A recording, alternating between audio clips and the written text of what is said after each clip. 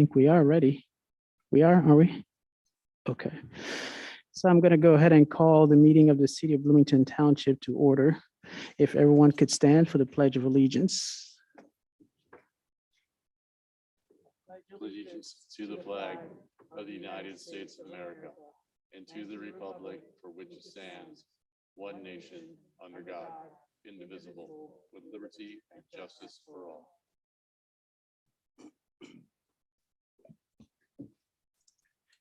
Madam Clerk, could you please go ahead and call the roll? Trustee Matthey, Here.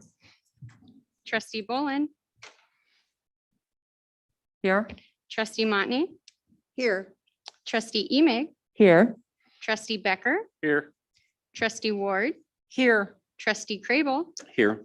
trustee Crumpler, Here. trustee Millewamble. Here. Next item on the agenda is the consent agenda. Is there any items on the consent agenda that anyone would like to have removed? Okay, seeing none, can I have a motion to approve the consent agenda as presented? I'll make that motion. Okay, motion by Councilmember second. Bolin, second by Councilmember Matthey. So when we are voting, right?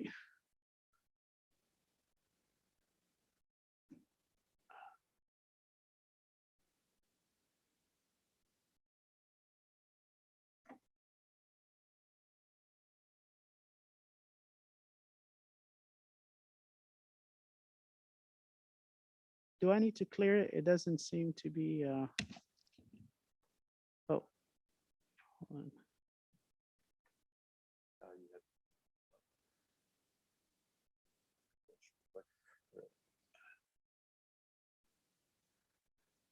Oh, sure. It's kind of slow.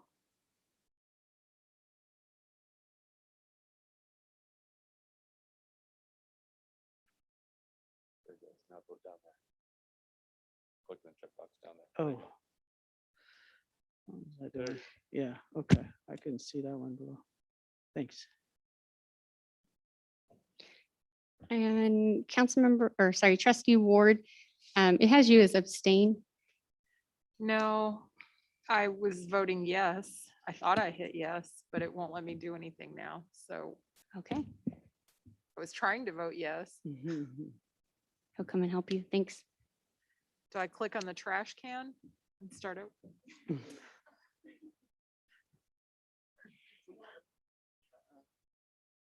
Yeah, hit that. There's another Which one? Oh, I thought I needed to click on yes. No, yeah, that's just telling you that once that's. Gotcha. Okay.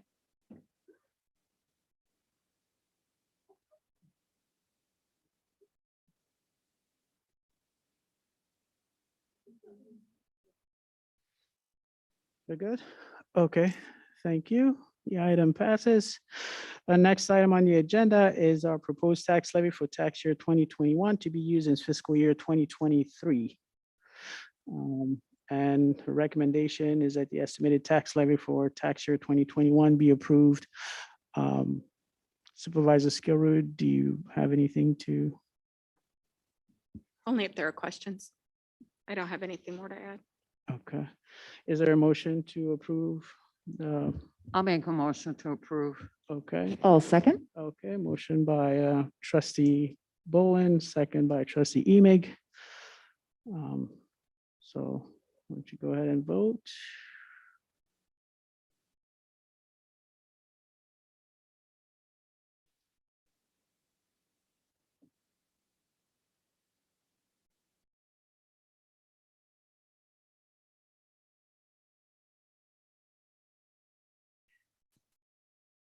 Okay, I clicked on it. It hasn't said saved. Usually it does say saved. We've got yours. Okay, good. Trustee Crable, if you'll refresh.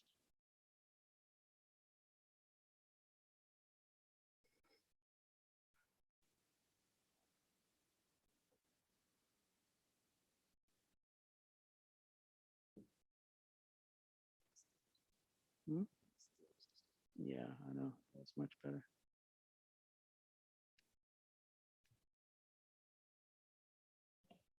We're good? Okay. All right, next item on the agenda is a change order to contract with Stark Excavating for parking lot improvements, and recommend that the change order for the parking lot improvements in the amount of $35,000 be approved and the resolution be adopted. Town Supervisor Skirwood, anything you'd like to add? Sure. This is a new experience for me to work on this kind of thing, but we noted in your memo what the reasons were that we need the change order. And this is for the north side of the parking lot. I just wanted to remind the trustees that the bid for Stark was 181,000 and some, and that was well under what was budgeted, 259,000.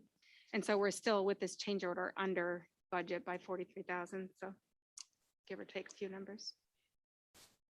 Okay, are there any questions for Township Supervisor Skirwood?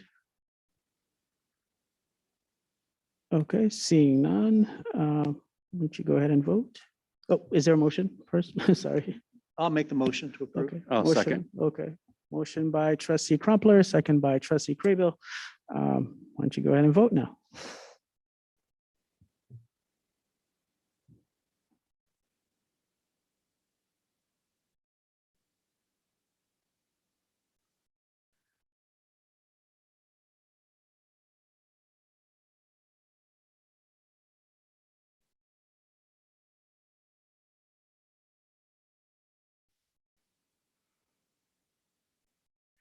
Okay, so it looks like the item passes. No nays to announce. Next item on the agenda is our report by elected officials, starting with Township Supervisor Skirwood. Okay, the one thing that I want to note for the minutes is the general assistance and emergency assistance payment levels have changed. DHS has made some modifications to theirs.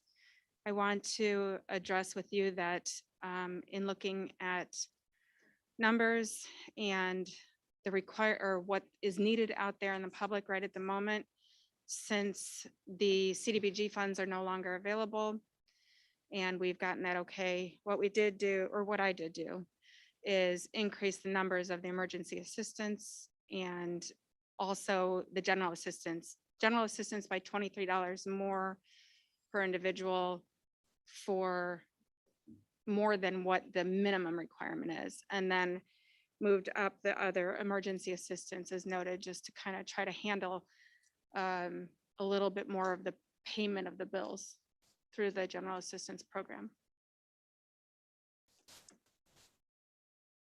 That's noted in my supervisor's report. Do you have any questions? Okay, it doesn't look like we have any, so thank you very much. Next is Township Assessor Steve Scudder. Good evening. Today was the last day to file a complaint with the Board of Review. We got several complaints this year. I'm not sure what the total tally is. We're still getting emails. We'll still get some more probably through Friday.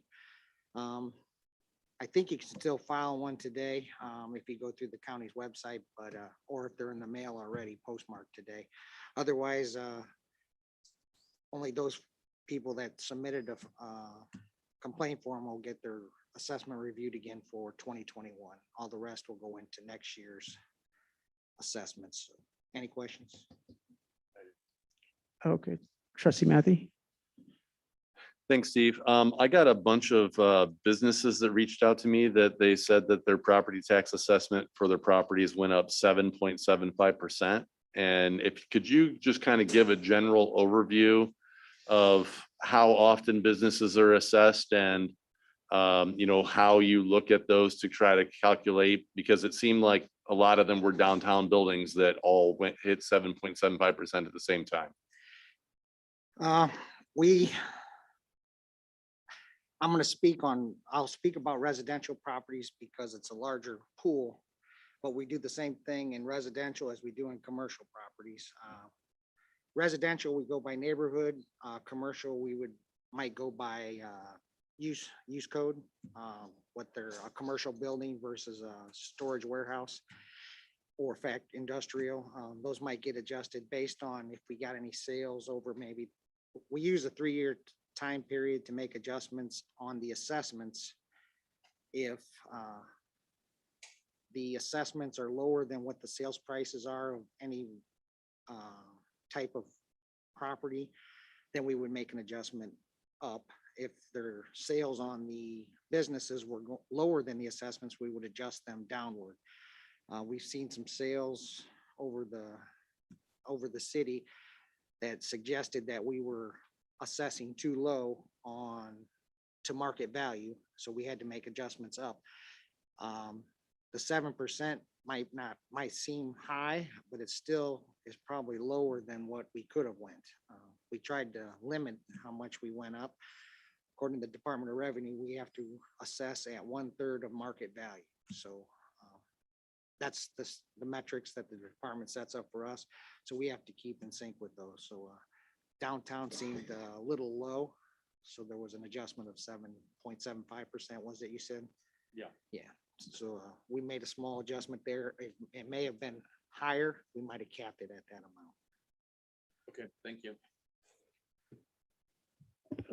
Okay, trustee Emig. Yeah, just a quick follow-up. So would you say that the increase was primarily due to the increase in market value? Correct. Okay, And we use sales price as a describer of that. It's not necessarily the sale price of one individual property. It's the sale price of several properties and towards their assessment. So it's not just Average. one property is the market value. It's all properties at the same time. thank you. Sounds good. Next item is public comments. Madam Clerk, do we have any public comments? We did not receive any public comment. Thanks. Okay, thank you. At this point, I will entertain a motion to adjourn. So moved. Okay, couple people. So it looks like we have it. All those in favor signify by saying aye. Aye. Aye. Okay, aye. Thank you. We are adjourned until 6 o'clock.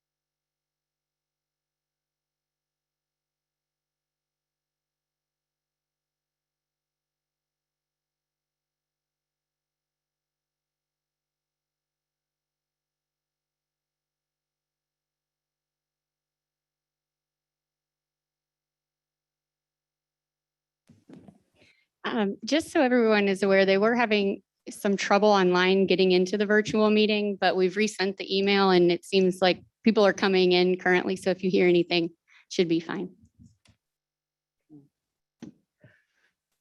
Okay, are we ready to go? Okay. All right, good evening, everybody. The time is now 6 o'clock, and I'm going to go ahead, call the meeting of the Bloomington City Council to order. If everyone could stand for the Pledge of Allegiance and remain standing for a moment of silence. Pledge allegiance to the flag of the United States of America and to the republic for which it stands, one nation, under God, indivisible, with liberty and justice for all.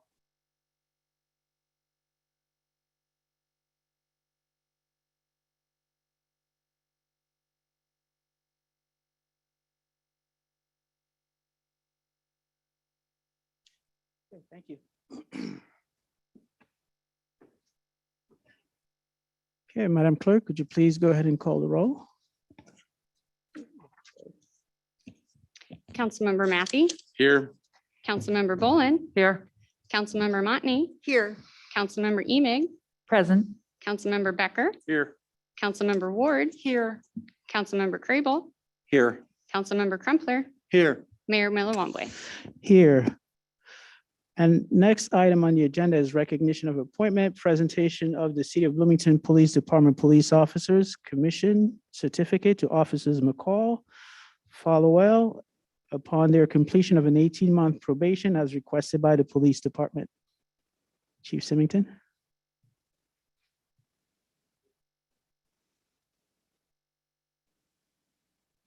Doesn't sound like it's on.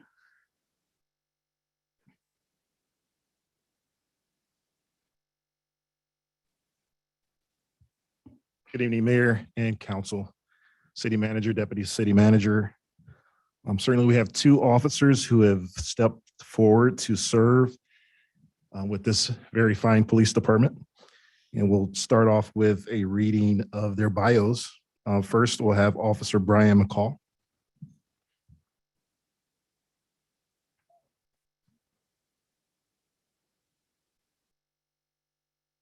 That's fine. You want to have your wife?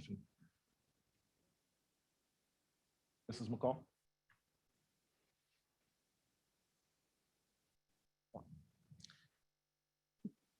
Very good, thank you. Brian has spent the last 15 years living in the Bloomington Normal area. He has been married to his wife, Brianna, for just over 4 years. They have a 14-month-old daughter, Harmony, and an overly hyper German Shepherd named Nova. Prior to joining the Bloomington Police Department, Brian worked as a deputy with the McLean County Sheriff's Department for 2.5 years. He graduated from Heartland Community College with an associate's degree in applied science. While off duty, Brian likes to spend time with his family, playing sports, and being involved with his church. While working at the Bloomington Police Department, he has received several awards, including the Life Saving Award, in recognition from the Mothers Against Drunk Driving for DUI traffic enforcement. Brian, we would like to welcome you to the Bloomington Police Department.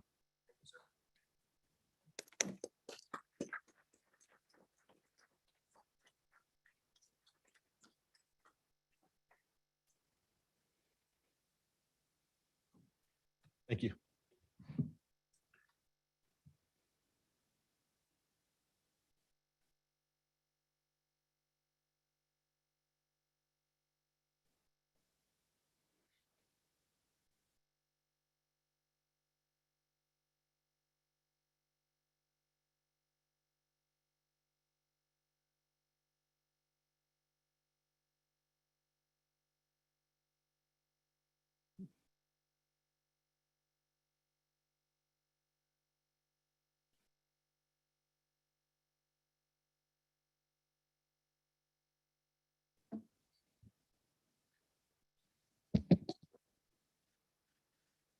Great, thank you. Cody Followell was hired on April 13th, 2020. He has been married to his lovely wife, Misty, for 4 years. They are blessed and proud parents of their daughter, Decker, who's 2. They also have 2 dogs, Jax and Matt. Cody is a combined 3.5 years of law enforcement experience working with the Fairbury Police Department and then the Livingston County Sheriff's Department prior to joining us. He also has experience being a K-9 handler. Total years in law enforcement between all three agencies is 5 years. Cody graduated from Prairie Central High School and then attended Eureka College and earned a bachelor's degree in criminal justice and sociology and a minor in environmental studies. He played football from the age of 8 all the way through his senior year in college. While off duty, Cody likes spending time with his family, golfing, hunting, and fishing, and woodworking. Followells, please welcome. You're welcome to join the Bloomington Police Department. We're very proud to have you.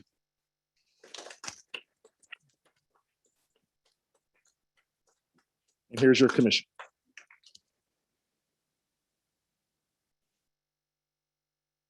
Thank you for your time. Okay. Thank you, Chief Symington, and thank you to Officers Followell and Caldwell.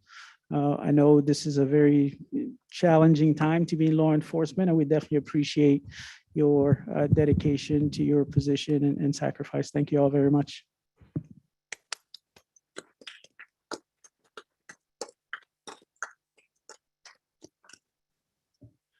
Our next item on the agenda is public comment. Madam Clerk, do we have any public comment? Yes, we have several that have sent in emailed public comment. Those would be Winnie Grant, Kurt Hudson, and Stacy Duraco. And we have several in person and available online. Okay. Thank you. Public comment is an opportunity for speakers to provide their views and feedback to the City Council. It is also an opportunity for the City Council to listen and hear diverse points of views.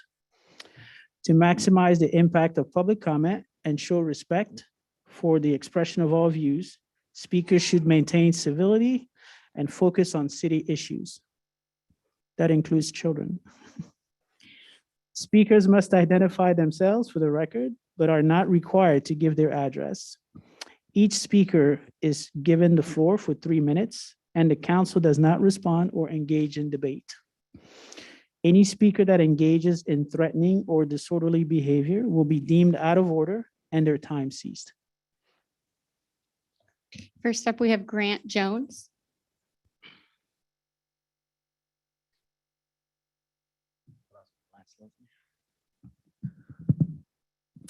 Hi, my name's Grant Jones, and I've been a member of this community for my entire life.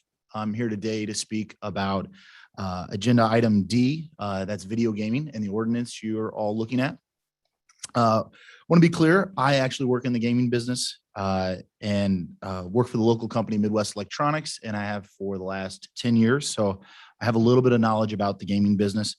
But what I want to talk about was the redevelopment deal, more commonly known as Lulu's Gaming Cafe, that you guys are going to be voting on tonight, and who it affects in this community. One of my customers, and that's why I'm in the gaming business, so I have a little bit of bias, but Herradura Mexican Restaurant, owned by Armando Martinez, and he couldn't be here tonight, but has been open for over 10 years, full service restaurant, and applied for gaming over 2 years ago, and has been patiently waiting for his turn to get gaming in a City of Bloomington license. With this redevelopment deal, if it is approved, they will jump the line and they will pass Armando and Herradura Mexican Restaurant. What I'm scared of is what kind of message does that send to a minority-owned business in this community who's been here operating for over 10 years? What does that say when they've been following the rules and somebody comes in from out of town and does a deal in place and gets to jump that line and gets to break those rules? I'm scared it's a slippery slope because people like me, when I say people like me, people in the gaming business, they will see these rules and they will try to take advantage of these.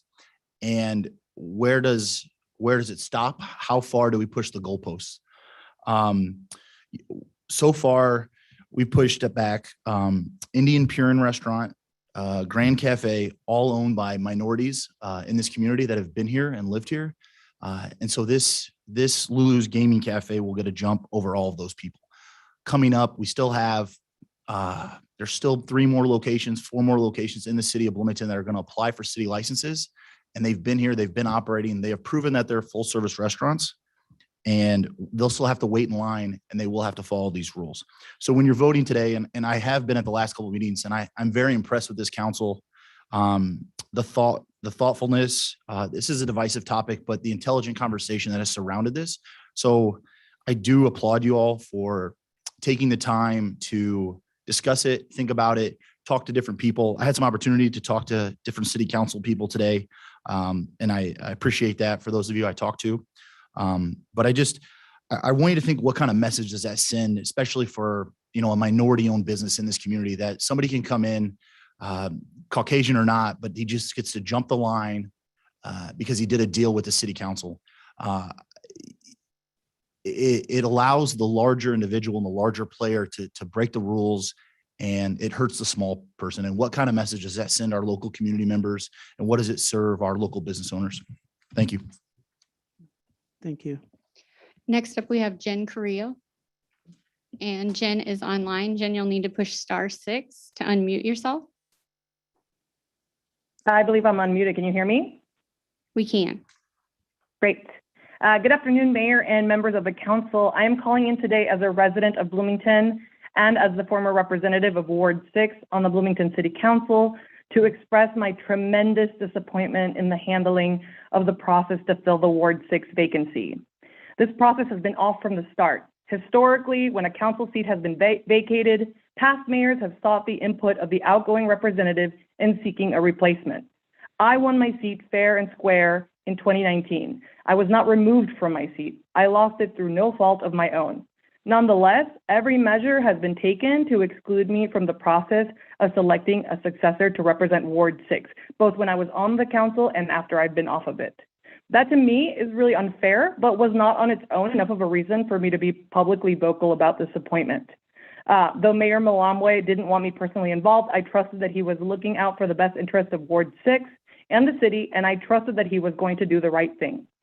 However, over the past several weeks, I have watched as his administration has backed the council into a corner by running down the clock on this appointment, as he told Levi Champion that he would be nominated and then took it back, as he recommended his own personal friend, a person who did not even apply for the position, and the incumbent that I defeated in the last election as the person that should replace me.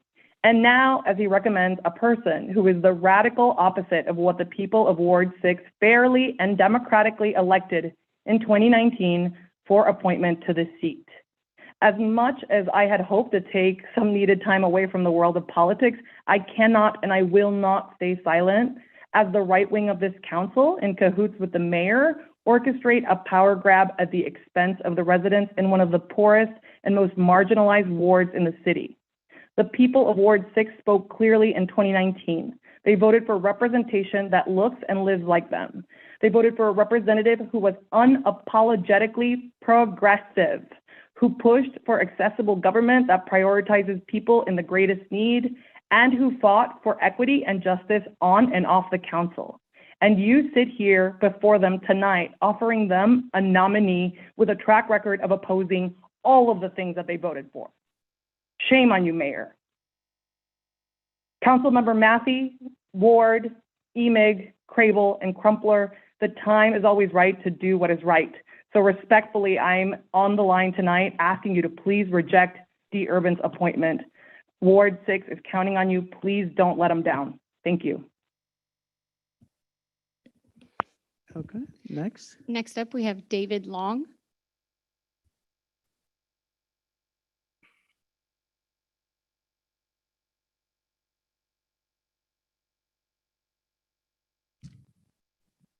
Go ahead. Yes, I'm David Long. I'm the builder representing the Godfreys on their variance request. And I just wanted to state at the last variance meeting I went to, it was completely different than the variance meetings I had been to in the past. And I've been in business for over 40 years, and it didn't feel very representative of the citizenry. It felt like an extension of the city staff. When they had their meeting, they basically said, okay, this does not follow the guidelines of the building codes. And basically we reject your variance request. And I thought that was the whole purpose. We knew it didn't fit the guidelines. That's why we requested a variance. So we've reapplied for another shot through the city council, which in the past, when I've gotten variances, it's always been through the city council. And I've always thought that it was very fair because these are representatives of the people. But the Godfrey's neighbors, none have objected to their request for their variance. And the new covered porch, if it was built, I'm sorry, let me read this. To build a new covered porch to rear setback would take the room depth from the present 14 foot of the existing deck trellis system that they have to 11.5 if we went within the guidelines. And then from that, you take away the front and back wall thicknesses, and that leaves you with a room of approximately 10 foot 8 inches, which is not very functional. And they'd appreciate your consideration for the variance. Thank you. Thank you. Next up, we have Janae Clark.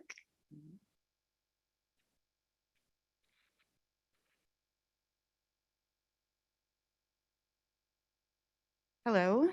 Pretty much everything that Jen Carrillo said is what I would say, but I'm just going to say how it feels to be a citizen in this position. And one of two things came to mind. I was thinking either the mayor is trolling us with this pick, or he doesn't mind taking a great big dump on democracy and placing it right in the Ward 6 seat. Is that what you want? Because that's how people that I talk to see it. And I mean, at first I thought this has to be a joke. I mean, literally you're making a joke of this council. And if you pick this person, then this entire council will be illegitimate to a lot of people.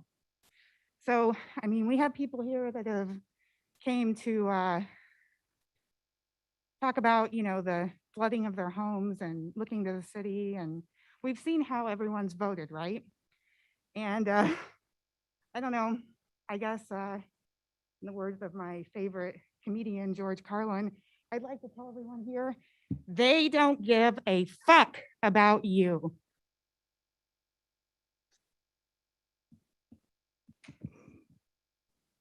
Okay, next. Next up, we have Tate Skinner. Tate is online. Tate, you'll need to push *6 so that we can hear you.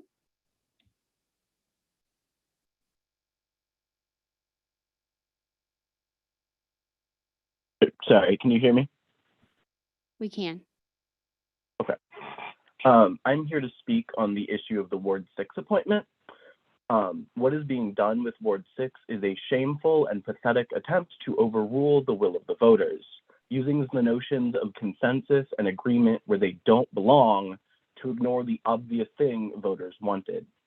The voters of Ward 6 made very clear who they wanted representing them, and the mayor has chosen to ignore that in the name of consensus.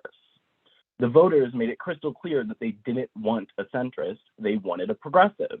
The right thing to do would be to pick a progressive, not someone who goes against the very will that the voters voted for. They didn't want someone the entire council liked, so what sense does it make to use that as a qualifier now? It doesn't. You just don't care about the will of the voters, and you're making it perfectly clear. I hope our city council will respect the will of Ward 6 and vote no on this appointment. All right. Next up, we have Matthew Tosco.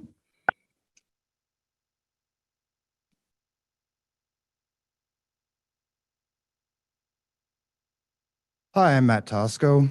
I'm here to talk about the Ward 6 appointment. I'm going to jump right to it. Let's look at the two people Mayor Malomwe has thrown out there, other than, of course, Karen, who that had to have been a bad joke.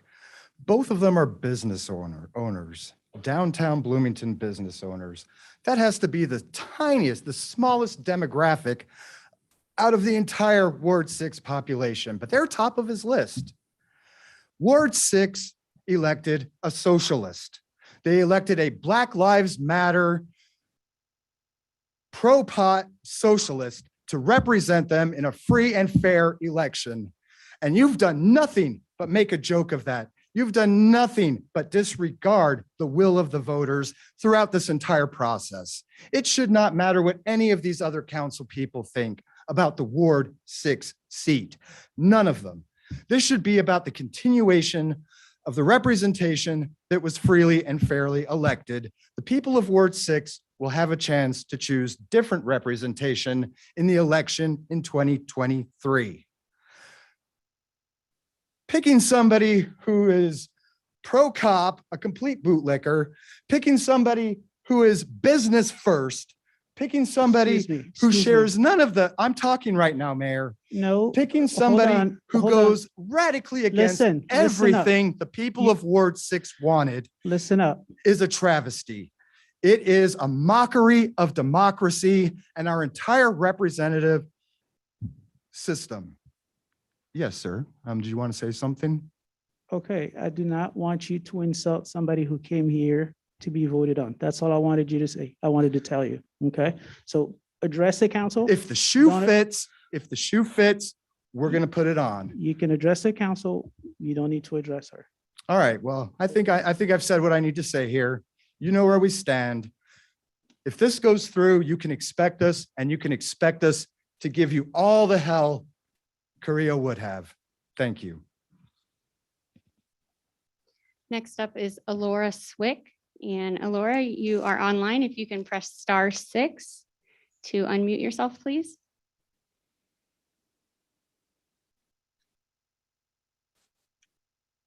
Hello, can you hear me? We can. Hi, my name is Alora Swick, and I just wanted to say that I'm disappointed to hear about Mboka's recommendation of Dee Urban to fill the Ward 6 vacancy. As far as I can tell, she is the exact opposite of the alderperson that Ward 6 residents voted for in the last election. And I just urge you all to respect the choice that those residents made in 2019 and vote no on Dee Urban's appointment. Thank you. Next up, we have Asar Kazmi.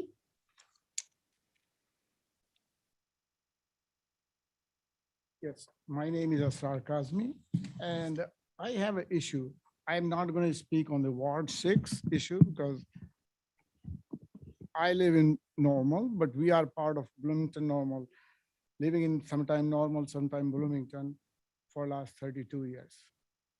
And I had a business, now I don't own the business. So I have several rental properties in Bloomington Normal. And my comment or request is about the water department of Bloomington. And I will add the same thing with the city of Normal.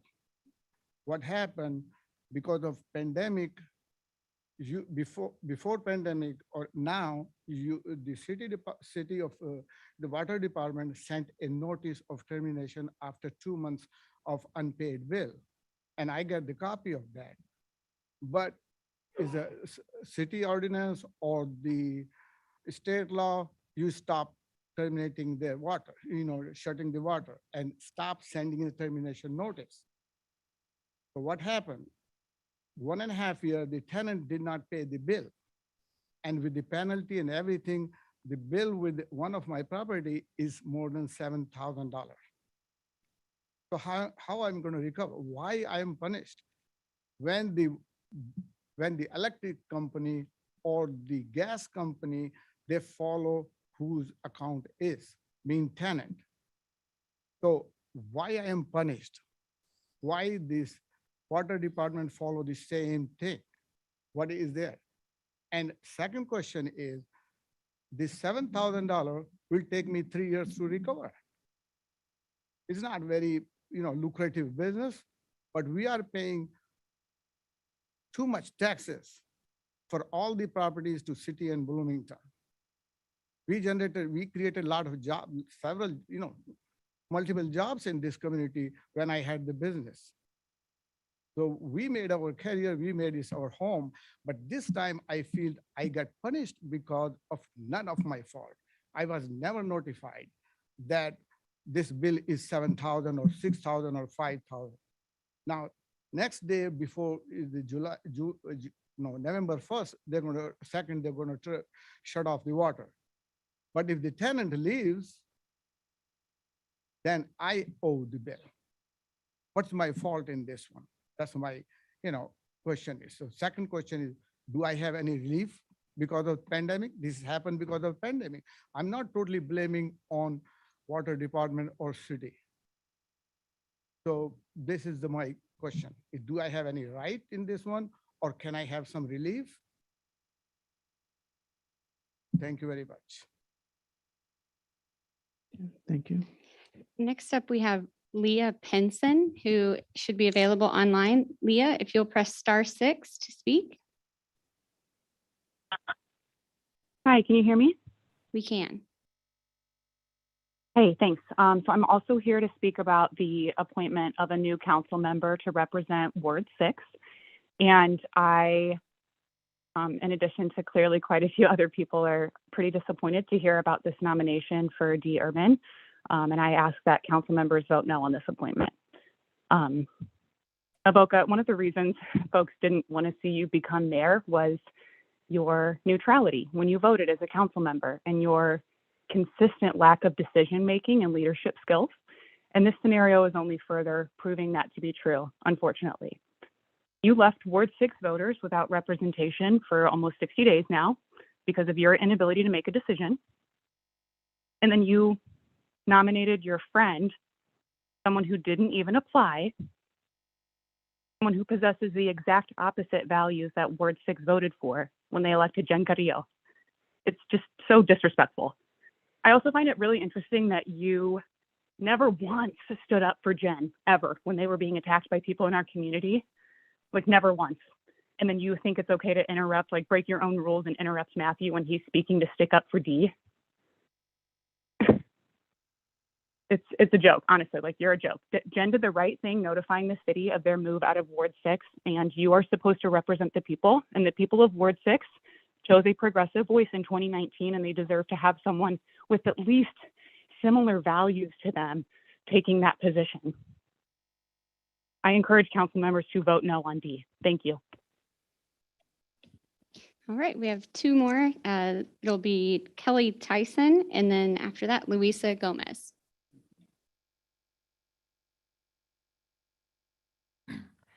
I'm also speaking on Ward 6. Former council member Carrillo was elected over Karen Schmidt, an incumbent who held the seat for decades.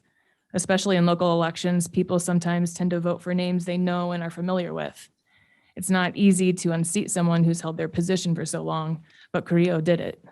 They did it by engaging and listening to the people of Ward 6. And the people found a candidate they believed in and voted for them. A truly progressive, passionate candidate who listens to the needs of the whole ward, not just the ones who turn up to meetings at Miller Park.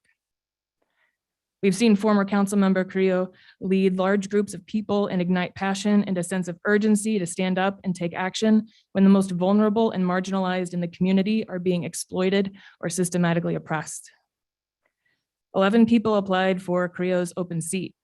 Of those applicants, some were very progressive and I feel confident would have honored Ward 6 in their vote for a progressive leader. One was even presented by the mayor to the council and the council cleared the appointment. Yet despite having the votes, Mboka withdrew the recommendation only to appease the very vocal conservative members of the council, members who will never vote for any progressive, regardless of what residents of Ward 6 feel is the just and democratic thing to do. Now we are presented with D. Urban as the appointee. I was attending city council meetings in person regularly when the cannabis task force was active, which is where I met D.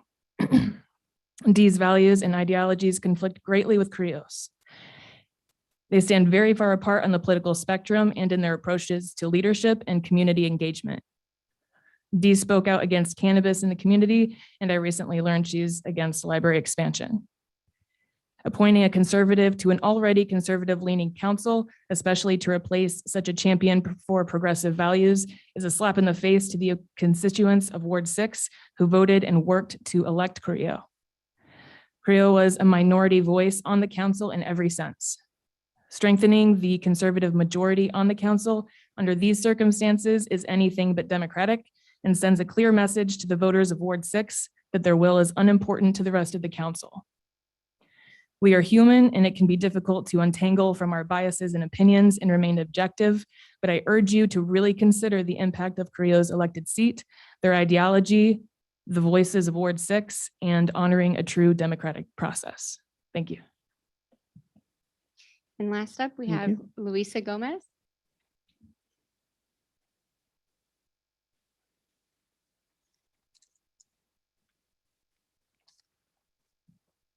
Luisa Gomez.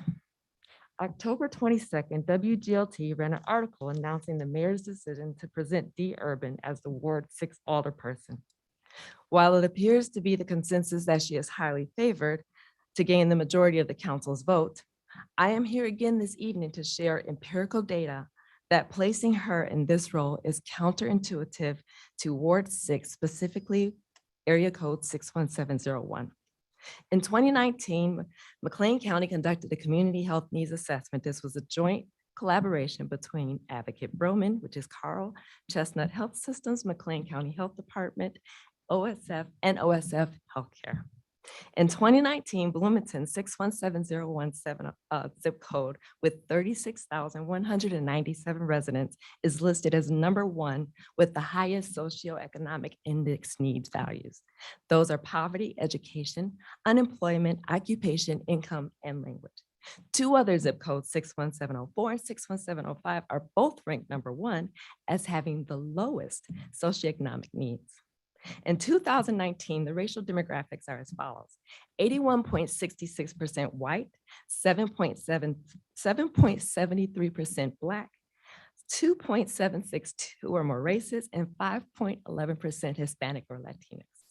According to this data, there should be at least one Black alderperson on the city council represented. I identify as 2 or more races. My father is Puerto Rican, my mother was Black when she was here with us. I offer this breakdown to lend insight as to how the city of Bloomington is lacking representation of 15% of its residents. This is excluding the city mayor, who does not have voting rights unless there is a tie. Additionally, McLean County, the median household income was in that 2019 was $67,000 and $67,000 compared to zip code 61701, whose number is $47,846,000. This number represents 14.5% of McLean County as a whole as living below the poverty line and 22.2% of 61701 living below the poverty level. Today, I stand before you to say that placing D. Urban in this role is a direct and vicious silencing of Ward 6. Today, each one of you have a choice to make, and you each will use your voting power. And I am not making a threat, I am making a promise. The city is watching each and every one of you. And this is what I believe. I believe in voter education and I believe in voter mobilization. And according to Stacey Abrams, I like to close with this.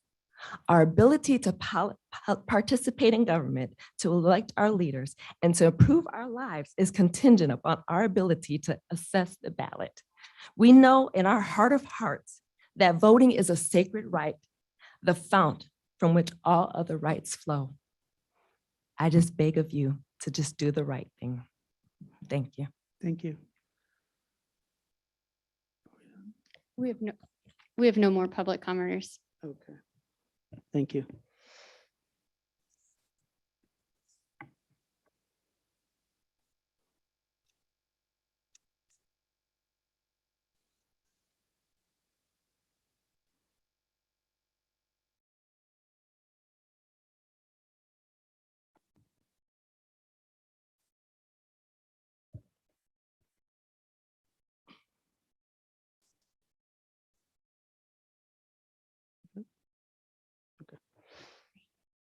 Okay, so the next item on the agenda is our Ward 6 appointment. So consideration action to approve the appointment of D. Urban to serve as council member for Ward 6 as requested by me. And I want to share a few words before we move on to voting and other comments by council members. But today I have the pleasure of nominating D. Urban to fill the Ward 6 vacancy. As you all know, the seat has been open since August 31st. It's been a longer process than I would have liked. But I do think the process in itself has given me, council members, and the community an opportunity to listen, carefully evaluate the candidates, and share views about the candidates. So I want to thank everyone on the council, but also in the community who has shared thoughts with me. Ultimately, in my opinion, Ms. D. Urban has emerged as the candidate that I believe is best suited to fill the seat at this time, and here's why. For one, she's a small business owner. She's also very involved in the downtown business community.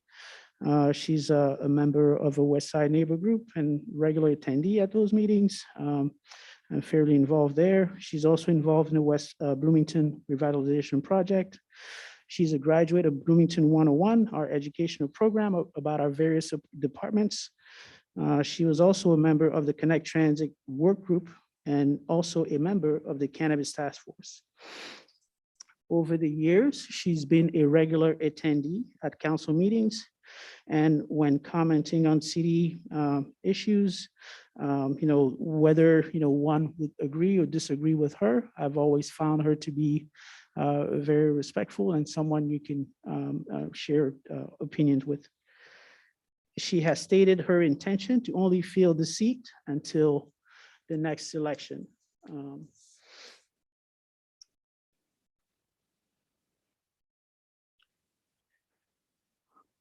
Other thing that I wanted to mention, there's a couple other things actually, that Ms. Urban has demonstrated an interest in the affairs of the city and also a commitment to learn about the city and serve the city.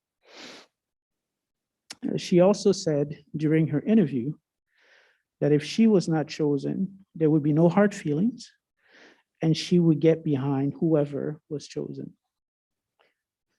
As the process continued to unfold, I found that she remained true to her word. When it appeared that a candidate could not be identified, she reached out to me and asked how she could help. And to me, it is her humility and her ability to remain calm, even when things did not appear to go her way, that convinced me that she was the right person to fill the seat. I believe she will bring not only the spirit of collaboration and civility that is essential to the work we do for our residents, but also the work ethic, the relationships, and a deeper understanding of the needs of her ward and the community. And where she doesn't, I believe she will reach out to find out what she needs to do and how she can help others. So with that said, I will entertain a motion to approve Ms. Urban's appointment as council member for Ward 6. I will make the motion to approve. Okay. I will second that motion. Okay, motion by Councilmember Bolin, second by Councilmember Crumpler. And is there discussion? Okay, Councilmember Matthew. Thanks, Mayor. So I've known Dee for a few years. I like Dee. I respect Dee. I think that she's a good small business owner. I think that that some of the comments that have been made about her are incorrect and disrespectful. And that being said, right now, I am not going to vote for Dee. No offense to you, Dee. I think that you're great, but I don't think that it is what Ward 6 was looking for right now. And I don't know that it's the best path to take, so I will be voting no. Councilmember Ward. I also will be voting no. I believe that the process that we've seen has been one that has involved going back and forth in ways that I think are unhelpful and unfair. Some time ago, someone who I'm close with told me that the reason that they voted for you, Mayor, was because they had a conversation with someone wearing a T-shirt in favor of you. And when they asked, why should I vote for him for mayor, they were told, because he does what he says he's going to do. And I think that we saw at the beginning of this process a few weeks ago, a process that was not followed. And I think when you put forward a name and you said that you were trying to seek as broad a consensus as possible, and then pulled that name, I think that was going back on your word. And I think that was uncalled for and damaging to the trust. I don't believe that there will be as broad a consensus as you are looking for. And I don't think that there is enough of a consensus to be able to vote yes. It's nothing personal. And I will work with whoever is chosen. But Mayor, I think if need be, you're going to have to break the tie and stand by what you do. Councilmember Carrillo.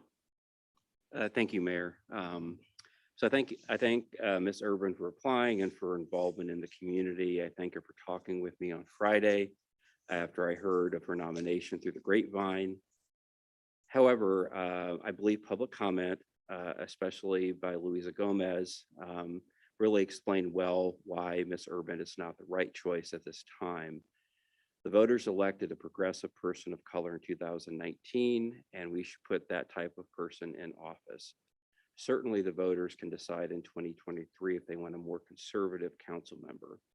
And I'll just kind of add this. I know this was mentioned at a meeting a couple weeks ago that we should follow the mayor's prerogative on this, but I would just mention that I was willing to follow the mayor's prerogative on another appointment, and others weren't at that time. And that's how we get to this point right now. So I will be voting no. Thank you.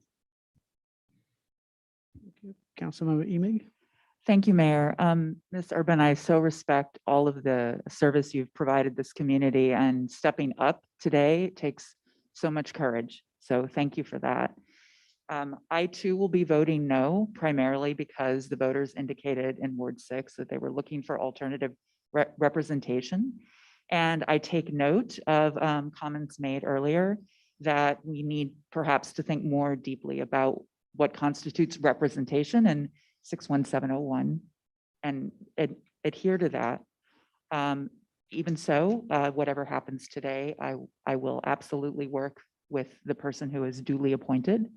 And I do think it's unfortunate that the process has been this challenging, and would also echo a lot of what Alderwoman Ward said earlier. Thank you. Councilmember Bowen. Yes, I would just like to say that a lot of the information that is floating around in the public is not accurate. And it's unfortunate that the more you say something, the more people believe it. It is not true, the information that has been put out. And a lot of the information that has been put out was what I would call private conversation. It was not official. Nothing was officially put on the agenda to appoint anyone until tonight. So it really frustrates me that what I would call flat out lies are out into the public sphere.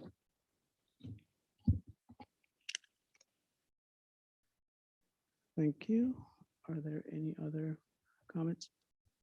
Dee, would you like to say a few words prior, or maybe not? Okay. Are you sure? Okay.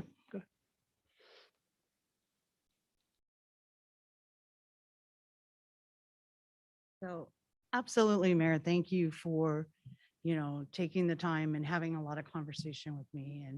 And thank you to all of you that reached out and had conversation with me. And I appreciate the opportunity to even stand and say, I'm willing to serve my community. And I was able to sit here and listen to public comment. And I wasn't really going to have a lot to say because I tend to be a little quieter than I tend to be voiceful. But there is something I do want to say. And that is, as if you so choose to say, okay, Dee, we want you to step up and be at this place. I need to be a voice for the people of Ward 6, no matter whose voice that is. And that's the heart of me, is to be that voice, to represent those people. We're without representation in Ward 6. 11 of us stepped up and said we'd do it. And, the mayor said, out of those 11, Dee, I would like to talk to you about doing that. Quite frankly, if, like Mboka said, if he had picked somebody else, I would not have been offended. This is an opportunity for someone who lives in Ward 6 to sit down and represent those people. And that's my heart, is to represent those people, whether it's, what you would call the progressive or the other, it doesn't matter. The voice is the voice. Jen Carrillo has big shoes to fill. I would say we're all hard pressed to find someone to fill the shoes of Jen Carrillo. But if that's what the voice of the people of Ward 6 says, then that's the voice that I have to listen to as well. So I just give you the opportunity to think about it that as well as you place your vote, because these people that say they want Jen Carrillo represented, my job is to do what they say, not to do what somebody else says.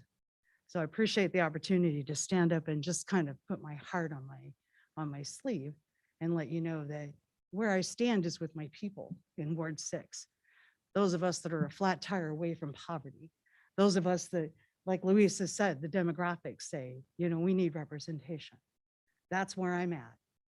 This is not a political game for me. This is about these people right here, whether they like me or not, it's irrelevant. I like them because they live in my ward. So I wish you luck as you flip your buttons and make your choice. And Jen Carrillo, if you're listening, I appreciate the fact that she stood up for our people for the 2 years that she did. Thank you. Thank you, Dee. I think at this point, we're ready to vote.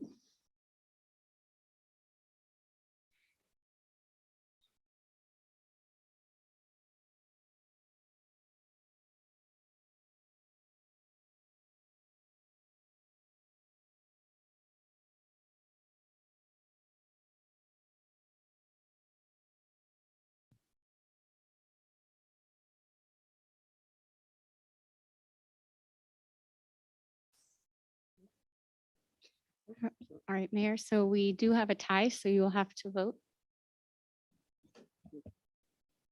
I think I know which way I'm going. Okay. Is it showing? I can't see. No, from so here. you'll just, there we go. You Okay. got it there. Okay, sounds good. So it's a 5-4 vote. Madam Clerk, would you please announce the nays? Yes, so we have Councilmember Matthey, Councilmember Crable, Councilmember Emig, and Councilmember Ward voting nay. Okay, well, congratulations, Dee. And yes, just for the record, Mayor Milawamboy has voted yes. Yes. Okay. So do we do the oath now?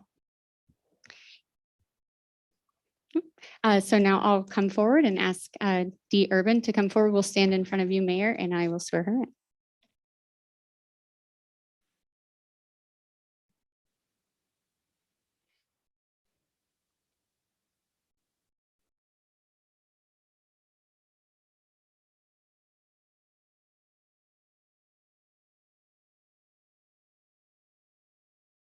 Oh, sure.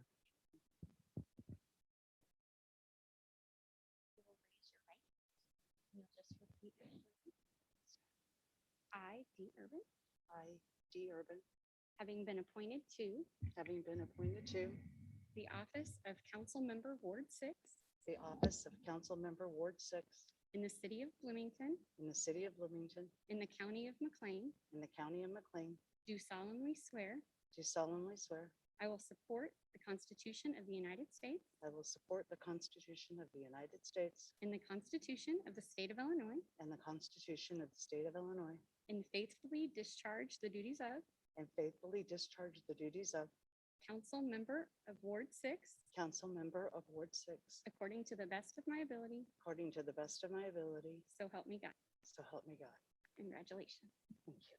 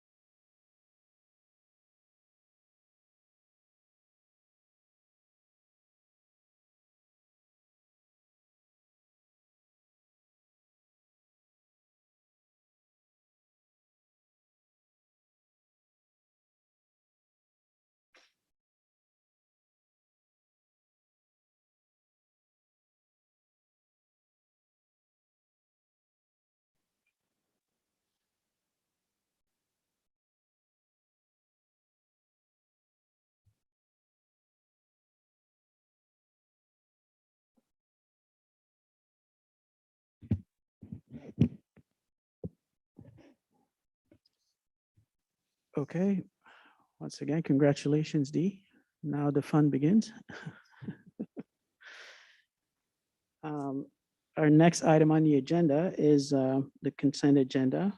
Are there any items on the consent agenda that any member of the council would like to have removed for separate consideration? Okay, seeing none. I'll make a motion to approve. Okay, motion by Councilmember Bolin. Is there a Second. I'll second by Councilmember Matthey.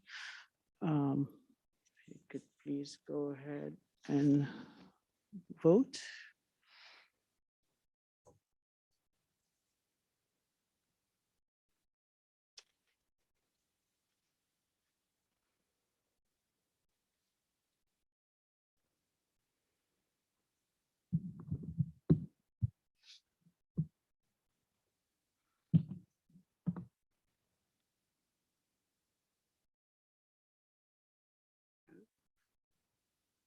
Okay, the item passes. There are no nays to announce. Next item on the agenda is regular agenda. Item 9A, administrative review of a zoning board of appeals decision to deny a petition for a variance to allow a 2.5-foot reduction in the required rear setback for the property located at 3202 Cave Creek Road, case Z1821, as filed and requested by the petitioner. An action on an ordinance, either approving or denying the variance as requested by the Economic and Community Development Department. And I'm going to turn it over to City Manager Gleason. Thank you, Mayor and Council. I'm going to turn it directly over to the Assistant Director of the Economic Community Development, Kimberly Smith. Thank you. What is before the council is an administrative review, the zoning board of appeals decision to deny a petition for a variance that would allow the reduction in the required rear yard setback, 3202 Cave Creek Road. A variance is a deviation from an ordinance requirement. This request would allow an existing deck to be replaced with a sunroom. A deck can encroach into a rear yard setback the addition may not. The council is asked to either uphold or reverse the decision. On August 18th of this year, the Zoning Board of Appeals held the public hearing to consider the request. In deciding whether to approve the variance, the Zoning Board of Appeals reviews unreasonable hardship, if per strict adherence of the code, minimum action necessary to afford relief to the petitioner, conditions and special circumstances that were not created by the petitioner, variance that it would not give a special privilege, and that the request for the variance would maintain the general character of the neighborhood. As was stated in the minutes, when asked if the addition could be built to code, the petitioner indicated a preference for the wider footprint. The Zoning Board of Appeals concurred with the staff recommendation that the standards were not met, specifically A, B, D, and E, denied the variance by a vote of 4-0 with 1 abstention. The ZBA is the final decision. However, if the vote to deny is with less than 5 members, they may appeal, and therefore an appeal has been made because of the vote. Therefore, the appeal is presented to the city council, and they're asked to make their decision based on the record. This is not a rehearing, so no new evidence is taken. Thank you. Okay. Thank you, Kimberly. And as Kimberly stated, so this is not a rehearing, so therefore we should only consider the information that's presented in the packet. Okay. Is there a motion one way or the other?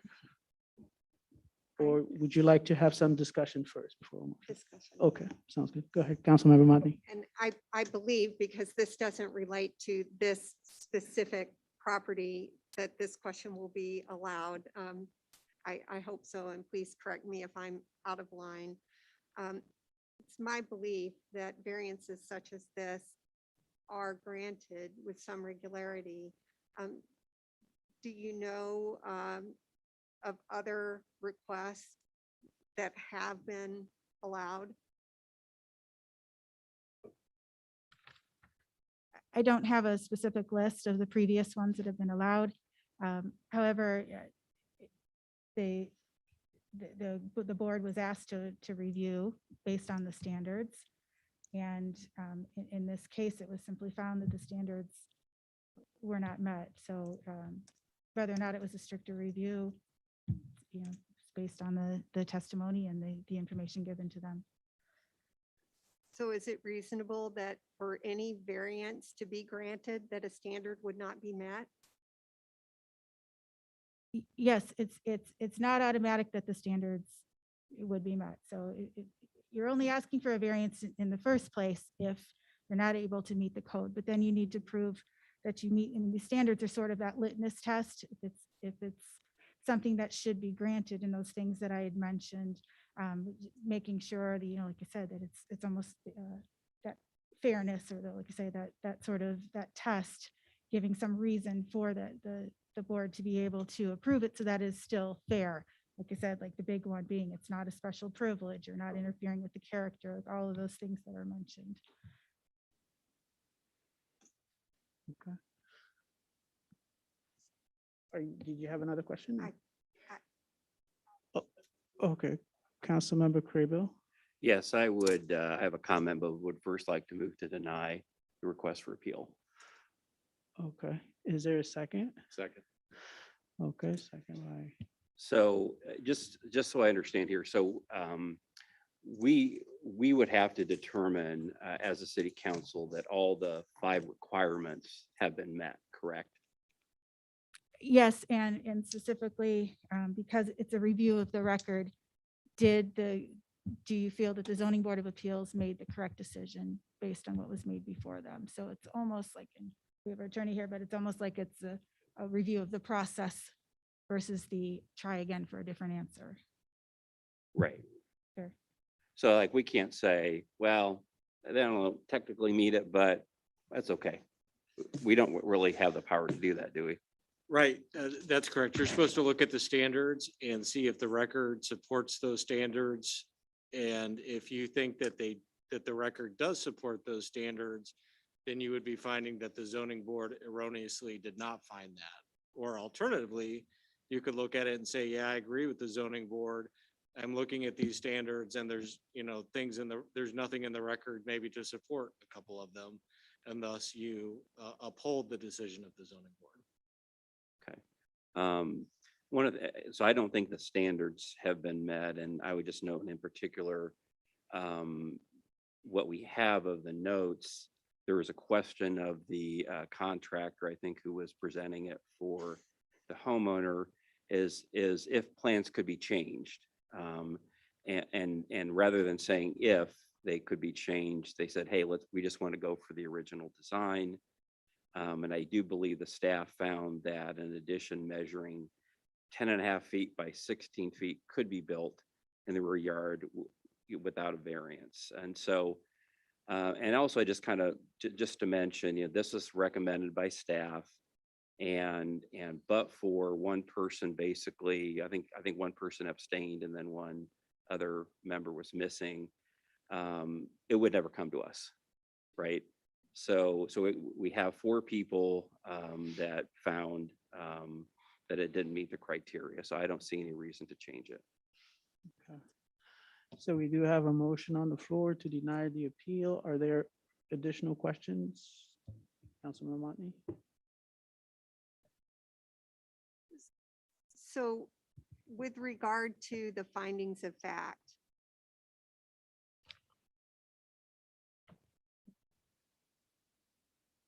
the finding of fact E is that the variation itself is consistent with what the neighborhood quality would afford. I mean, there was no negative effect found on any of the other neighboring properties, if I'm reading that correctly. I think the other way around, that there would be a negative effect.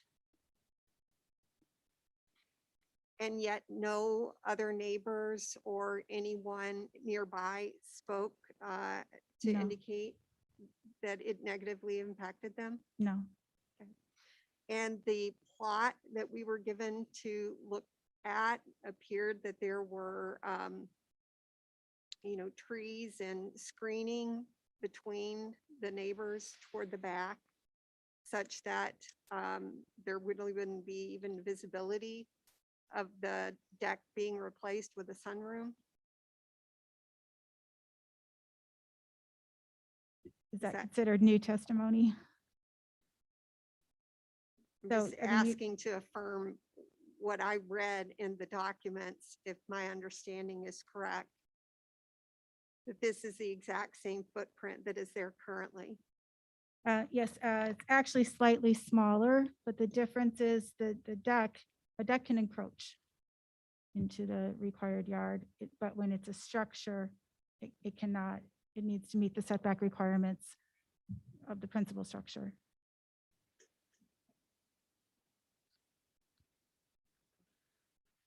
Okay, Councilmember Crumpler? Thank you, Mayor. The builder and the person making this appeal for this property, they were aware of the standards when they wanted to do this project, correct? Yes, our staff works with them, Right. and they also have a copy of what's in front of them. Great. Thanks. And I guess I want to agree with Councilmember, with Jeff here. Overturning the zoning appeal board when the vote was 4-0 against, seems to me to be, I see no reason to overrule in this case. I think it looks like to me the decision to deny the variance was the right thing to do, and I plan to deny it as well. Thank you. Councilmember Emig? Yeah, thank you, Mayor. I just want to reiterate too, that we're making a judgment on the process and how clearly the zoning board adhered to the standard that is set by code. And if in the future we want to revisit said code, that's something different. But for this vote, we're just looking to see that the process was followed. Okay. Councilmember Bolin? Yeah, I would just like some clarification on the motion because there were two options Sure. in this little paragraph. So you are moving To deny. to a, well, there's two options. Mhm. You are actually moving to approve the decision to uphold the board. Is that correct? Because the other Yes. choice is a motion to overturn. Yes. So Jeff, can you help me here? Yes, I think the motion Councilmember Crable was making was the first option, which is to Okay. uphold the zoning board decision and approve an ordinance denying the petition for the variance. Okay, thank you. Yep. Sounds good. Thanks for the clarification. Councilmember Motley? So again, I'm aware of a situation where recently it appears the same group made the a different conclusion with what appeared to be the same facts said. I'm bringing this up again because, well, academically, this looks pretty straightforward. There's a rule. Do we meet the rule? Yes or no? But the entire reason that we have a zoning board of appeals is to actually consider times when we can lean in on behalf of a request, in this case from a homeowner who wants to further develop their property. So again, I just want to bring that up for context.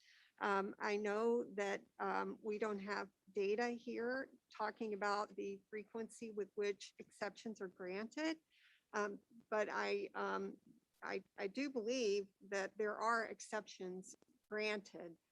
So I just offer that for consideration for the group. Okay, sounds good. I think we're ready to vote. Oh, okay. Not quite yet. Sorry, Councilmember. just one Okay. comment is sitting at this process, it feels kind of pointless, to be honest, with the way we're set up you can't make any judgments based on the data. You just have to judge the process, even though other people's use of the process was opinion-based. So it feels kind of like a pointless situation here. I don't agree with their decision. I think it's silly and unnecessary to restrict this homeowner. But as you say, the process itself may have been adhered to, other than the fact that I think their opinions weren't accurate. And let me just clarify that. So really, again, you're sitting in the role of you're overlooking the decision of the zoning board. So if you disagree, forget about process. If you disagree with their decision, you think that the evidence in the record actually does support a variance, then it's your job to say, look, zoning board, I think you got it wrong, and you overturn them. If you look at the evidence and you say, no, they got it right, then you uphold the zoning board decision. So I think maybe the process idea might have thrown off a little bit. You're really looking at the facts that were presented at the hearing and seeing whether you think the zoning board made the right decision or the wrong decision. So in this case, as the example, then if you think that they made the wrong decision, then, obviously you wouldn't support the motion on the table. Okay, sounds good. Now we're ready to vote.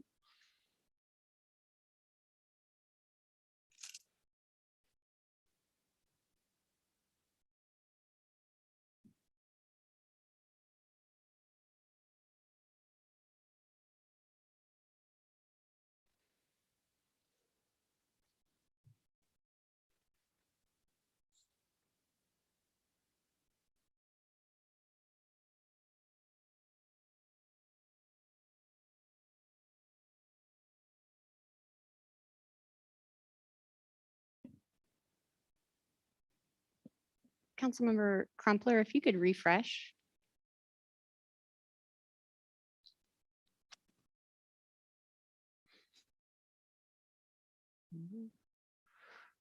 Okay, the item passes. It seems like we have 6-3, right? Madam Clerk, would you please announce the nay votes? Councilmember Bolin, Councilmember Becker, and Councilmember Montney. Okay, sounds good. Thank you. Next item is item 9B, consideration and action on an ordinance amending the city policy on street and alley vacations as requested by the legal department and the public works department. And City Manager Gleason. Thank you, Mayor and Council. This item was brought before council a few council meetings ago, and it actually prompted good discussion and drove staff to present tonight. I'm going to ask Corporation Counsel to give a brief recap of what's before council. Jeff? Thank you, City Manager. A couple of minor updates in this document since the last time it was brought before the council. Based on previous discussions by the council, language was added allowing a compensation waiver if the council determines that the alley vacation is in the best interest of the public, that the alley serves no public purpose, and the alley vacation will reduce city maintenance expenses and resources. So in the future, the council would have the ability in situations to say, I agree, we don't need compensation in this case because really it's in the public interest to vacate this alley. Other proposed changes in this draft, we clean up some language regarding the appraisal process. And we also clarify that compensation may come in other forms besides your typical money value. For example, that it could be an exchange of real or personal property. One of the things I think it's been talked about at the council level, I think it's also been discussed at the staff level, is sometimes there might be a situation where somebody is vacating a street or alley, and that's a brick street or alley, and the city could actually use those bricks. And so maybe the compensation would come in the form of removing those bricks and donating those bricks to the city. Now, sometimes that's feasible, sometimes it's not. It wasn't feasible in the vacation that's coming later in the agenda, but that would clarify that that would also be something the council could consider in the future. Okay, thank you, Jeff. Is there a motion, one way or the other, before discussion? Or would you like to discuss prior? I move to approve, Mayor. Okay, moved by Councilmember Matthey. Is there a second? Second by Councilmember Becker. Discussion? Councilmember Boland? I think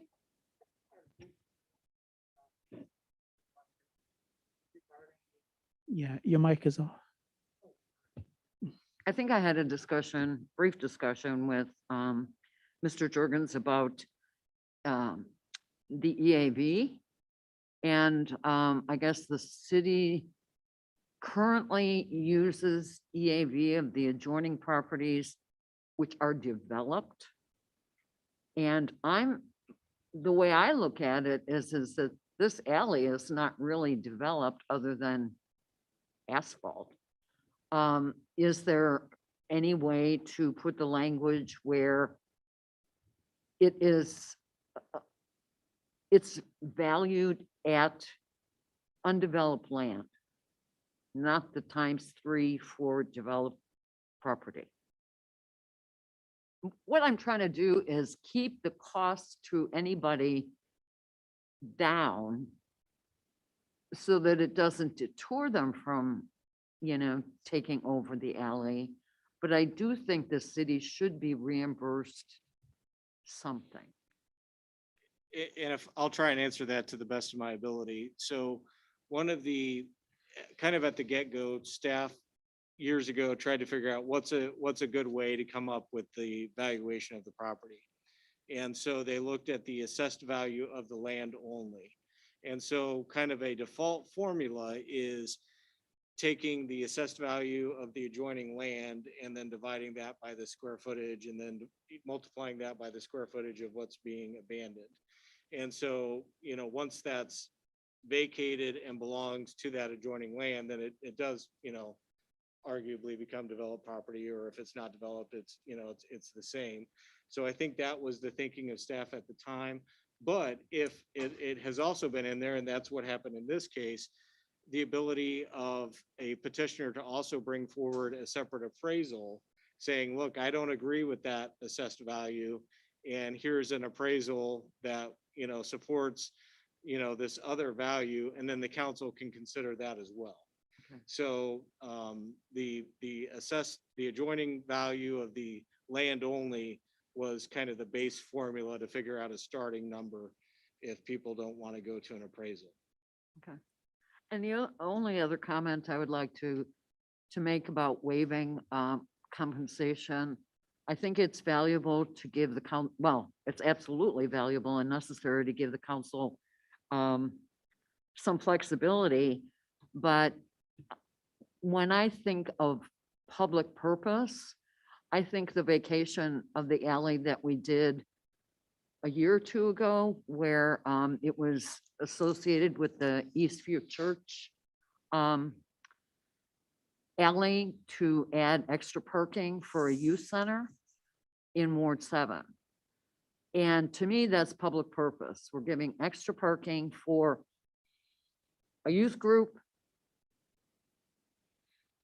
that helps the community. But when it's for a private use, like a driveway for an individual, that's not really public use, in my opinion.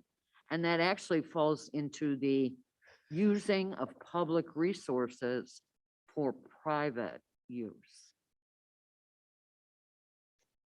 So do you see where I'm coming from on that one?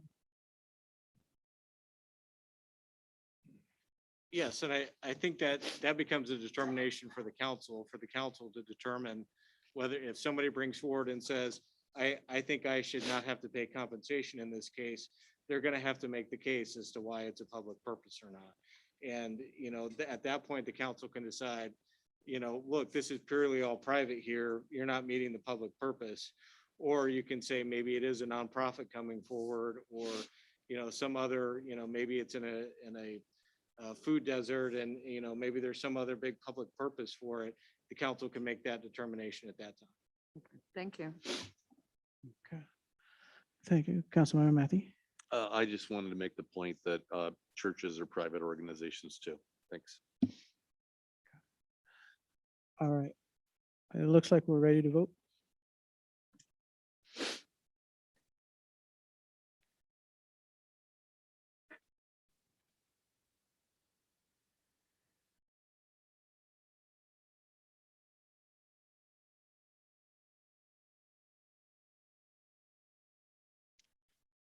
Okay, the item passes. There are no nays to announce. Next item on the agenda is item 9C.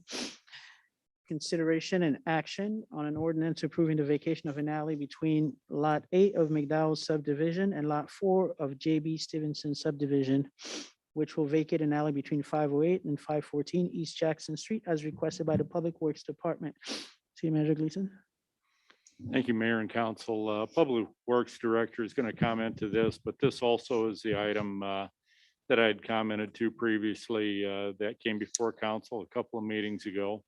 I think the original ask of the applicant or the requester was to transfer at no cost. The dollar amount was $9,000 is the number that was discussed at the last council meeting.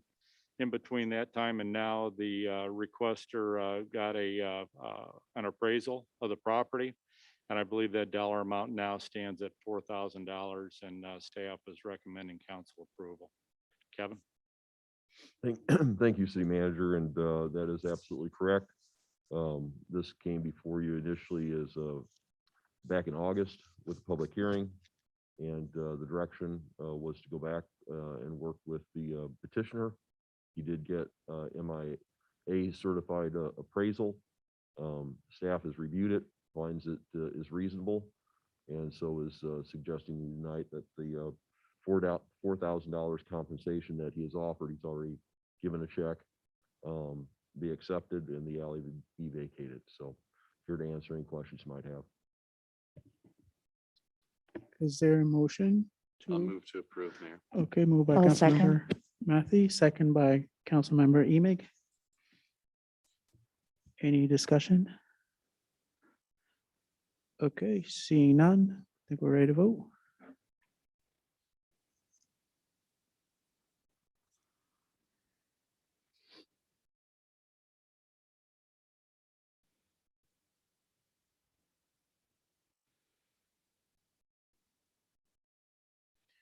Okay. The item passes. There are no nays to announce. Moving on to item 9D, consideration and action on an ordinance amending Chapter 7 of the City Code regarding video gaming licensure requirements within the city as requested by the legal department and the city clerk department. City Manager Gleason. Thank you, Mayor and Council. Before I turn this over to Corporation Council, this also is an item that was tabled a couple of meetings ago, and then we tabled it one additional meeting, coming back before council this evening with the recommendation of staff support. To note, the majority of the document or the original agenda item has not changed except for some wording changes that Alderwoman Bolin requested. Jeff? Thank you. Again, so a couple of minor updates to this ordinance since the last time it was brought back. This again is the ordinance cleaning up a couple of portions in our video gaming section of our city code. One objective of the ordinance is to stop the quote unquote private sale of licenses. This is to help avoid creating a unintentional black market, making a video gaming license, kind of a commodity within the community. We do allow transfers if somebody is moving locations, that is allowed under our code. Or if I've got a business with a video gaming license and I'm selling it to Deputy City Manager Tyus, those transfers are allowed as well.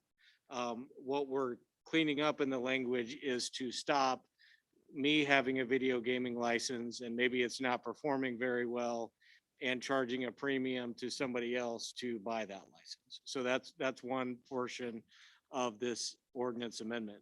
The other is to provide a clear path for approval when a video gaming license is part of a development agreement or annexation agreement. We received feedback from the last council meeting as the city, or last time this was discussed, and clarified in the ordinance that the council must first vote to approve the development or annexation agreement that contains the video gaming license. It was implied before, now it's kind of crystal clear. It also clarifies that these licenses will run separate and parallel from the other video gaming licenses. So right now there is a cap on video gaming licenses of 60. However, there could be situations where there is a development agreement or an annexation agreement. Typically, this is basically new development to the city, so it's not a place that's already located within the city, but it's being redeveloped, property that's being redeveloped. The council would decide this redevelopment is going to bring so much benefit potentially to the council or to the city that it's going to also allow a video gaming license. That would be contained within the agreement. It would be voted on and approved by the city council, a public meeting, so completely transparent, and would basically just, the other provision basically just makes this path more clear in our city code. Happy to answer any questions. Okay, thank you. Are there questions first, or is there a motion, one way or the other? I'll make a motion to approve. Okay, okay, motion by Councilmember Crumpler, second by Councilmember Matthey. Discussion, Councilmember Montney. To say that contracted establishments license shall run separate from and parallel to the number of licenses contained herein in section 3A essentially removes the cap on video gaming. It allows the opportunity for the city to, at their discretion with council approval. However, as shared at the last meeting, by the time an agreement is reached and presented for approval, you're so far down the path that the majority of the time, the majority of the council is going to see the economic opportunity and say yes. And by doing that, then we are effectively again removing the cap. And the gentleman that Mr. Jones spoke about earlier would sit in queue and see that we have an alternative backdoor way to get approval for players that come in as a part of larger scale development. I'm against expansion of video gambling, period. That said, the prior council, under tremendous amount of discussion, placed a cap for video gaming at 60, and we're now effectively removing that cap. This is also a regressive form of taxation that provides no public good, and there's a litany of reading that one can do to understand the social ills associated with video gaming and gambling addiction. I will be voting no toward this, and I have tremendous empathy as well for the people who are in queue to wait their place following the city's transparent process, for us to then create a process that is cloaked, I guess, for lack of a better word, based on confidential discussions that might be going on with developers. I don't think it's appropriate. And I think it sets up the opportunity for more and more organizations to come in the back way to say, make me a deal. I'll do this deal if you'll give me a terminal license. I just don't think it's appropriate. I don't think it's in the best interest of our community. Yeah, thank you. Councilmember Matthew and then Ward. Thanks, Mayor. So I was part of the original council that put the cap in place. If I had my druthers, the council before me would have never voted to allow video gambling in Bloomington to start with. However, they opened that Pandora's box, and Johnny and I thought that by putting a cap on gambling in town, we could stem some of the problems, because I do agree, and I have had family members that have been negatively impacted by gambling addiction. That being said, the voting to put the cap in place, I think, is the only vote that I regret that I took since I've been on council, because we didn't solve the gambling problem. People have made it very clear that they are going to go wherever they want to here, Normal, Danvers, Peoria, whatever they want to do in order to gamble, if that's what they want to do. I think it's it's a lot of folks that are very bad at statistics that participate in this, but what we did by putting a cap in place is we created haves and have-nots within our establishments in town, and we have that queue now of people who the businesses that have gambling licenses have a completely different valuation when they go to sell than the businesses that don't. And I think that that cap in maintaining and staying in place actually causes more problems than it solved. I don't think we solved any problems. I think we caused new problems with that one. So I'm going to vote yes to this today, and I will probably be bringing back a council initiative to remove the cap altogether, because it is not doing what it was originally intended to do, and it just caused new problems. Thanks. Okay, Councilmember Ward and then Councilmember Carrillo. Thank you. For the record, I am skeptical of gambling as a general rule. I think it's a waste of money, a waste of time, and it brings all sorts of ills. The reality, though, is it's here. It's here. It's not going away. So given that fact, I'm going to be voting in favor of this ordinance with the idea that I think our time would be better spent asking ourselves, how can we use the revenues that come from gambling? And I would like to move forward in the near future with an initiative that would create some designated uses for the revenues of gambling in this community that can be used for projects in the specific wards that those revenues came from, for projects that would do some good, because gambling is not going away. I'd like to see us use the money in a responsible way. So I will be voting yes. Thank you, Councilmember Carrillo. Thank you, Mayor. Yeah, I mean, gambling is so prevalent these days. I was watching one of the football games and the announcers are making ads for gambling places to gamble. Like, but like Molly said, it seems like it is here to stay. And I also took to heart what the public comment person said. And I think it is creating have and have nots, like Jamie said. And also it does seem like, it just seems like it's saying, we are going to help those big developers, but we're not going to help our homegrown people. And I do hear that sentiment sometimes from our local businesses that is the case. And but I will support this provision and look forward to the initiatives from Councilmember Ward and Matthew. Thank you. Thank you. Okay, Councilmember Becker, Emig, and Montney, and Bolden. I'll be quick. It's more of a philosophical statement for me.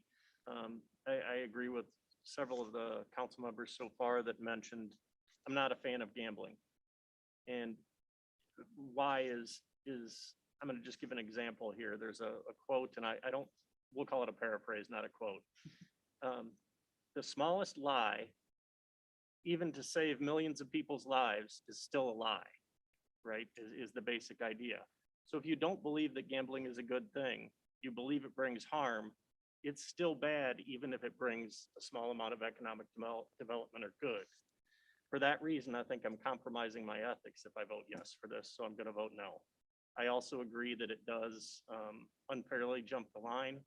I would vote yes on the first half of the transfer, but not the second half. Thank you, Councilmember Emig. Yeah, I just want to clarify that at least in the case of Lulu's Pizza, I believe it wasn't jumping the line, but rather honoring a contract that predates the cap that was approved by council. So that in and of itself is a different situation. But what we have is a series of unforeseen consequences. And if Alderwoman Ward hadn't brought up the initiative to find ways to generate revenue towards Gamblers Anonymous or ways to support people who do need help, I would have said the same thing. So I look forward to supporting her in that way. Thank you. Councilmember Montney. Those programs are already established through the State Gaming Board. But as you look to what's going on here with respect to the actual revenue, it's insignificant, such that many municipalities are now layering on additional taxes because they do not believe that the 5% that makes its way to the municipality covers the added cost from a public safety perspective, not to mention all of the other societal ills. We do have in our community as well. First of all, we're already number 6 or 7 statewide out of all of the hundreds of municipalities in Illinois in terms of the percentage of video game terminals we have per capita. Above us is Decatur. Is that what we're aspiring for in terms of removing a cap? Because look at what it's done for that area. And with regard to people making their way by cars to other communities and finding their place to gamble, drive around and look at the proliferation of these gambling establishments, predominantly on the south and west side, where I'm observing just through driving around, because this is an area where clearly you can hear my passion, people are walking into and spending money that they do not have. And it's very sad to me.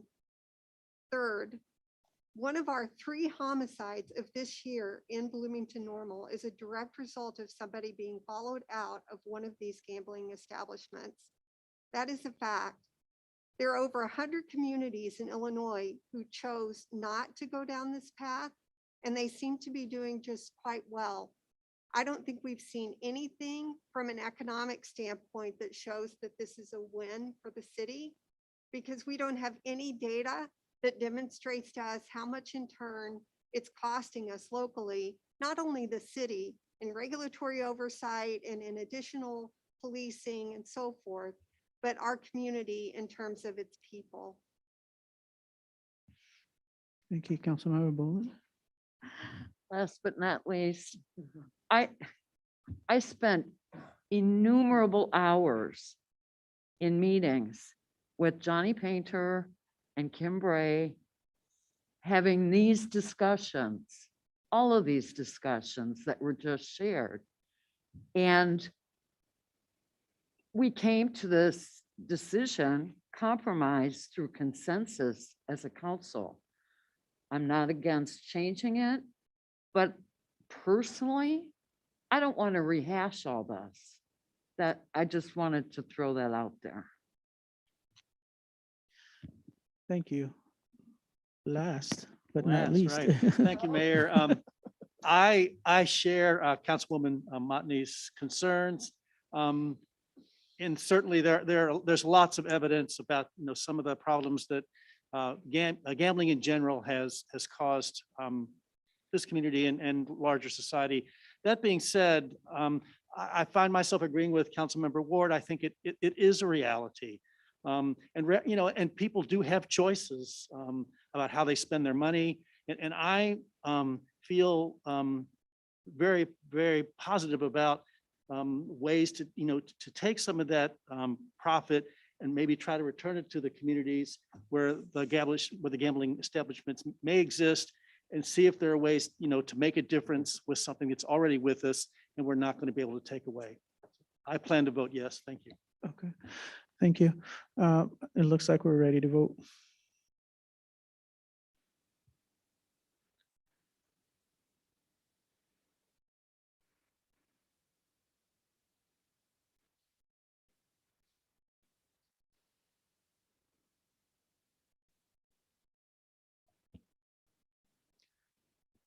Okay, and looks like it's a 7-2 vote, and there are 2 nays to announce, Madam Clerk. Councilmember Becker and Councilmember Motney. Okay, thank you. Next item on the agenda is a consideration of action on an ordinance amending the budget ordinance for the fiscal year ending April 30th, 2022, to increase the water fund budget by $378,000, sanitary sewer fund budget by $186,000, and stormwater fund budget by $186,000. And 2, approval of a professional services agreement with Clark Dietz in the amount not to exceed $750,000 for professional engineering services related to Locust Colton's CSO elimination and water main replacement Phase 5, as requested by the Public Works Department. City Manager Gleason. Thank you, Mayor and Council. Kevin, you can set tight if you want, and we'll see if there's any questions of you, and there could be. But this is a continuation. Actually, I'll say this. This is a victory lap for the council to take. The Locust Colton combined, the CSO project was already in play. 3 or 4 phases of this have already been completed. There's 9 total phases. As a result of the storms in late June, we heard very clearly that the community asked for us to compress this as much as we possibly could, taking into consideration many different things. The chaos that occurs when you're doing a large scale infrastructure project. Also, the commodity shortages that we have, as a result of COVID, and also contractors. But we found a way at the elected's direction. We're currently in phase 4. The request or the direction of council was to compress 5 into 4, and that's exactly what this item is tonight. We expect that will shave off of the 2029 targeted completion date down to 2027. And for a later date, a different conversation, we see the possibility once beyond this phase or this consolidated phases to possibly combine phases 8 and 9 and shave yet another year off of the original plan of a 2029 completion date. So I know that there has been many conversations publicly. There has been countless staff hours that have been involved in this, but this truly is the first step as a result of the conversations that have been occurring since late June. And the Deputy City Manager and Public Works Director stand ready to answer any questions of council. Thank you. Okay.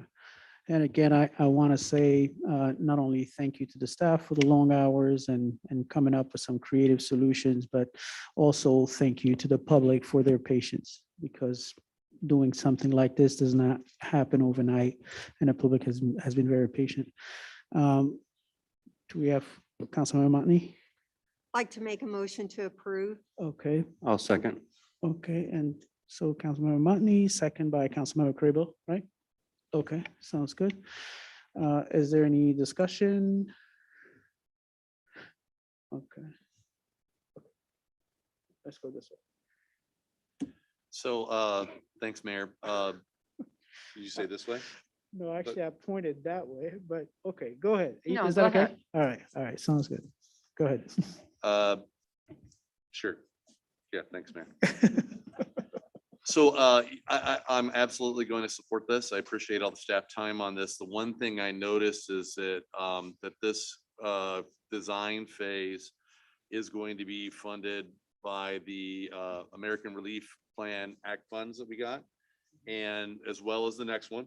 And I'm good with that, but I want to make sure that we sit down and we have a meeting soon to talk about the long-term scope of what we're going to do those funds, because I think that there are many things that we could do, and it doesn't all have to involve just being sewer. So the sooner we have that conversation, the better. I would be happy. Thanks. Okay, sounds good. So Councilmember Bolin. Yeah, I appreciate everything that you've done. I'm really happy Eastgate's moving up forward. This is part of what we're doing for that part of the city. I noticed that phase 8 and 9, it says in the packet that you're going to be using the IEPA loans. Is that because the American Rescue Fund dollars will have already been used, or could you explain why that is?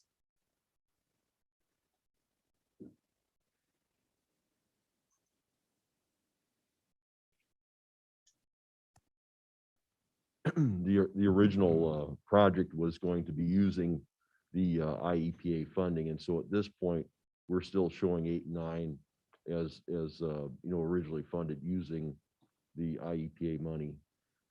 That's certainly at council discretion. If you direct us to go about using other funds to do that, we certainly can. But at this point, we just did it for phase 5 to accelerate it, because as you know, we have to get with the IEPA loans, the state revolving fund, it takes some time to put the project together, the application, then you have to wait your turn to get the funding and stuff. So that process takes quite a bit longer than obviously money that we just got. It's also competitive, so there's a possibility that we may not get those loans. I have said this all along, rip the Band-Aid off, spend the money and fix the Locust Colton, once and for all. I personally would like to see the 8 and 9 push, forward and faster. That's just me. Put that out there. Do you have an estimated cost based on phase 4? How much phase 5 is going to cost? Would it be equivalent?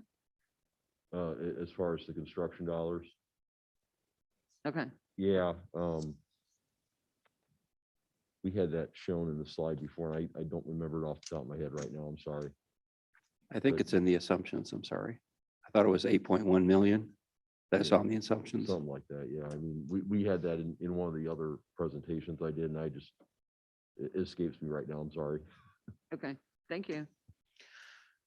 Okay, Councilmember Ward and Crumpler. I just want to put in a plug for other parts of town that need similar attention. I will keep putting that plug in for as long as it takes. Next item. I'll talk to that one too. Councilmember Crumpler? Your mic is off. Sorry. Thank you, Mayor. I plan to support this. I think this is demonstrating a concrete action, that we can show the public that indicates our commitment to address, all the issues, or not all the issues, but some of the issues that were generated by the June flooding.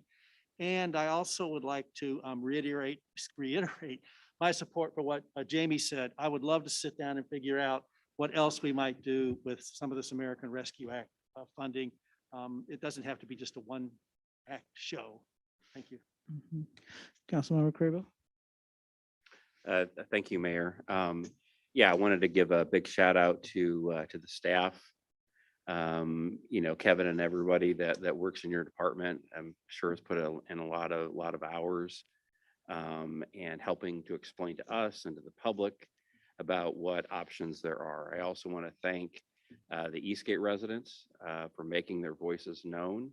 We heard them and we're acting. I did have a few questions. So just to be clear, the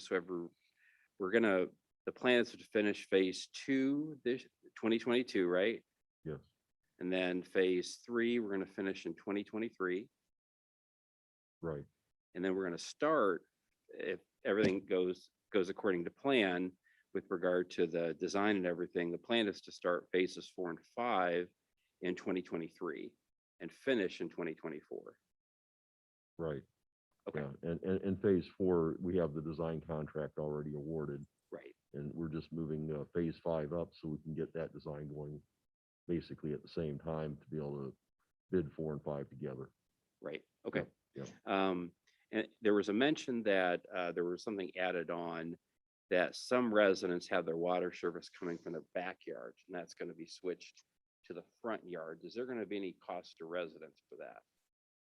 The design process as far as figuring out what to do with each property and how to set that up to be successful, that's all being worked out as part of that design process. So I can't really say exactly what that looks like and how that's going to work out. We've budgeted money to allow for some of that. So initially that's our hope that we can do that type of thing. Okay, that's all I have. Thank you again. Thank you. Okay, I don't see any other questions. So did we have a motion on the floor? Yes, Councilmember Motney and then Crable. That's right. Okay, so if you go ahead and vote.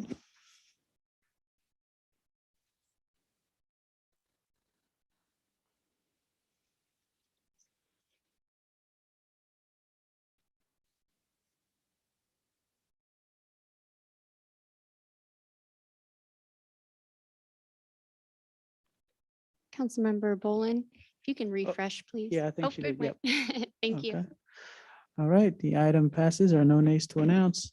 Moving on to the next item on the agenda, item 9F, consideration action on an ordinance amending the budget ordinance for the fiscal year ending April 30th, 2022 to increase the sanitary sewer fund budget by $580,117 and the stormwater fund budget by $580,118.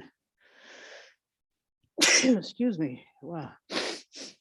Thank God for masks.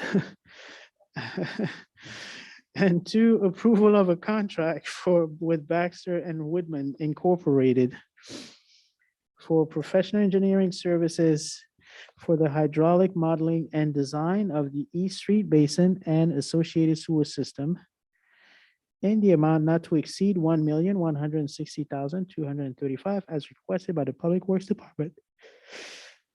Oh, what a day. Okay, City Manager Gleason, I cued you. Thank you, Mayor and Council.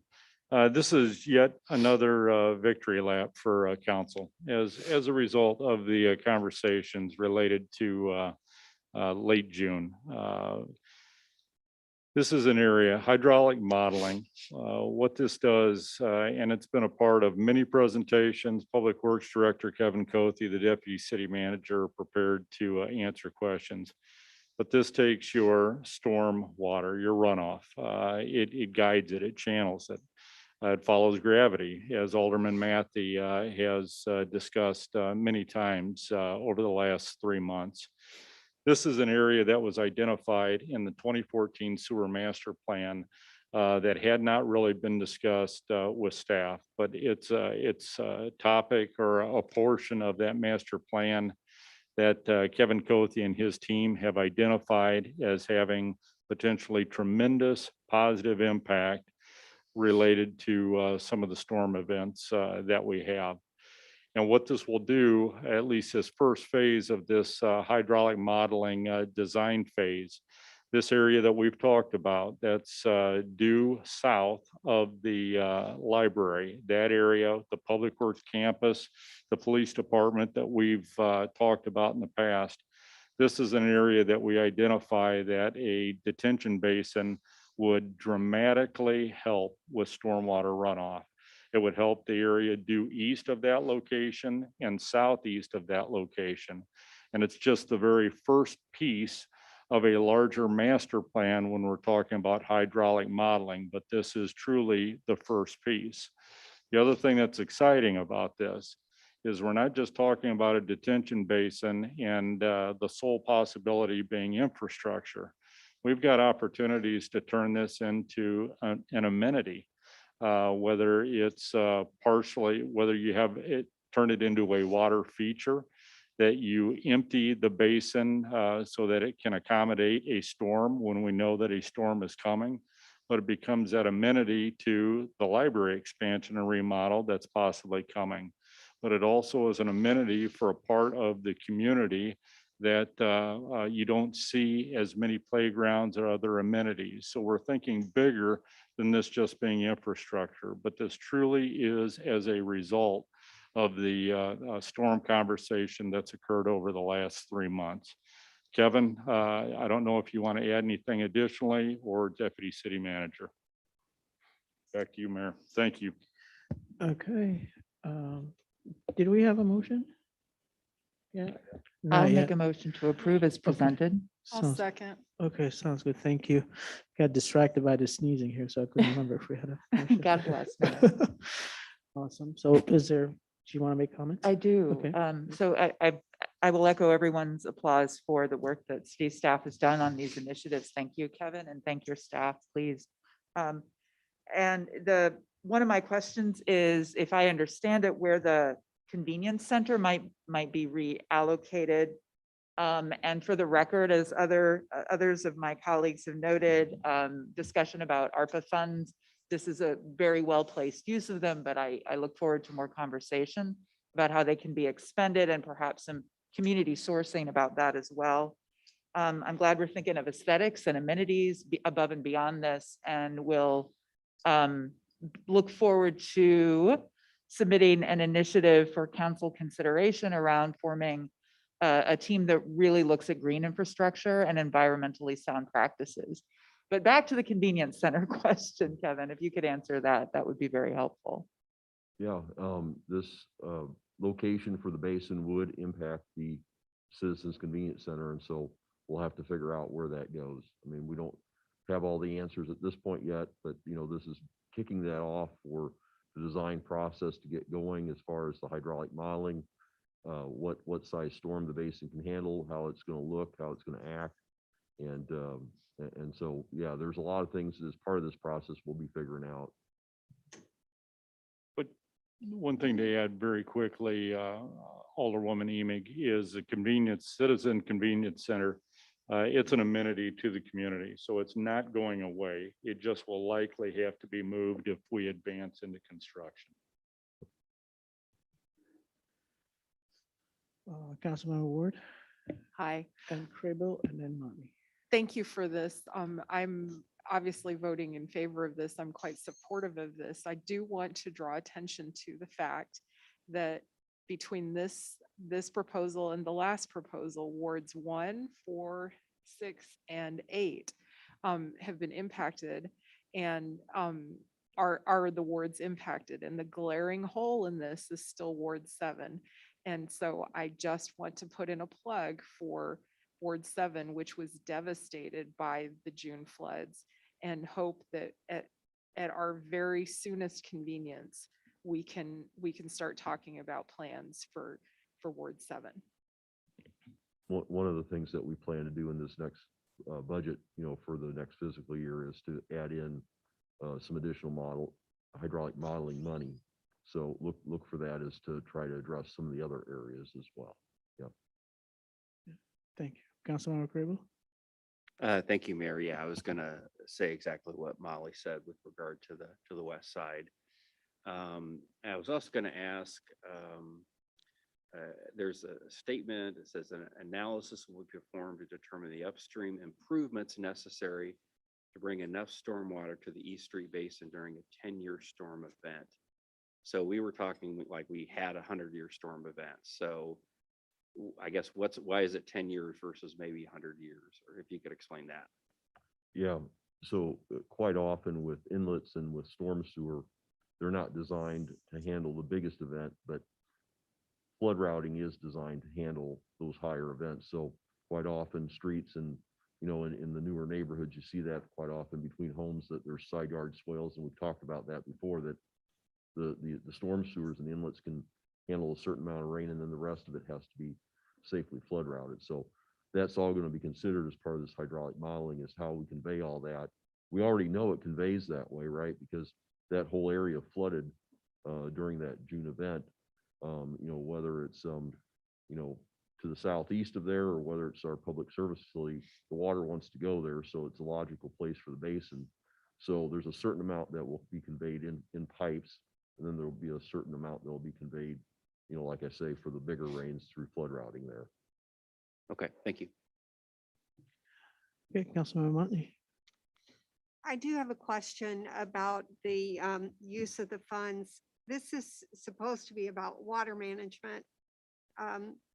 The section that talks about this as being referenced East Street Pond Park project, which does, move forward into what looks like a significant amount of amenities with water features and fountains and things of that nature. I just want to make sure that we're really addressing the core, which is to fix the problem that created such chaos in our community on June 25th and 26th, and is consistent with the boundaries that were placed upon how we could use the relief funds.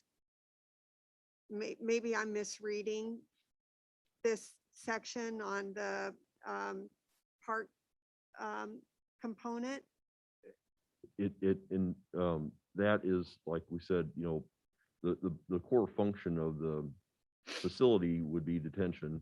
And as city manager noted, we looked at the option of increasing the volume by removing some of the water. Maybe it has water in it just to kind of equalize everything and look nice.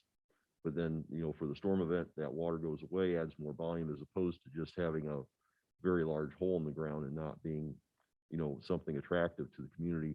We've talked with other communities like Champaign-Urbana and places in Peoria and so forth. And quite often, the stormwater facilities, if they're designed to, and it's not necessarily adding a lot of cost to it, but, just having that little bit extra touch in it. Now, it doesn't make it just look like a hole in the ground, but actually makes it look like something that, as trail users go by there, we know the trail is right there along the tracks, and the library's right there, just to add that little touch that makes it a little bit more special than just a hole in the ground type of thing.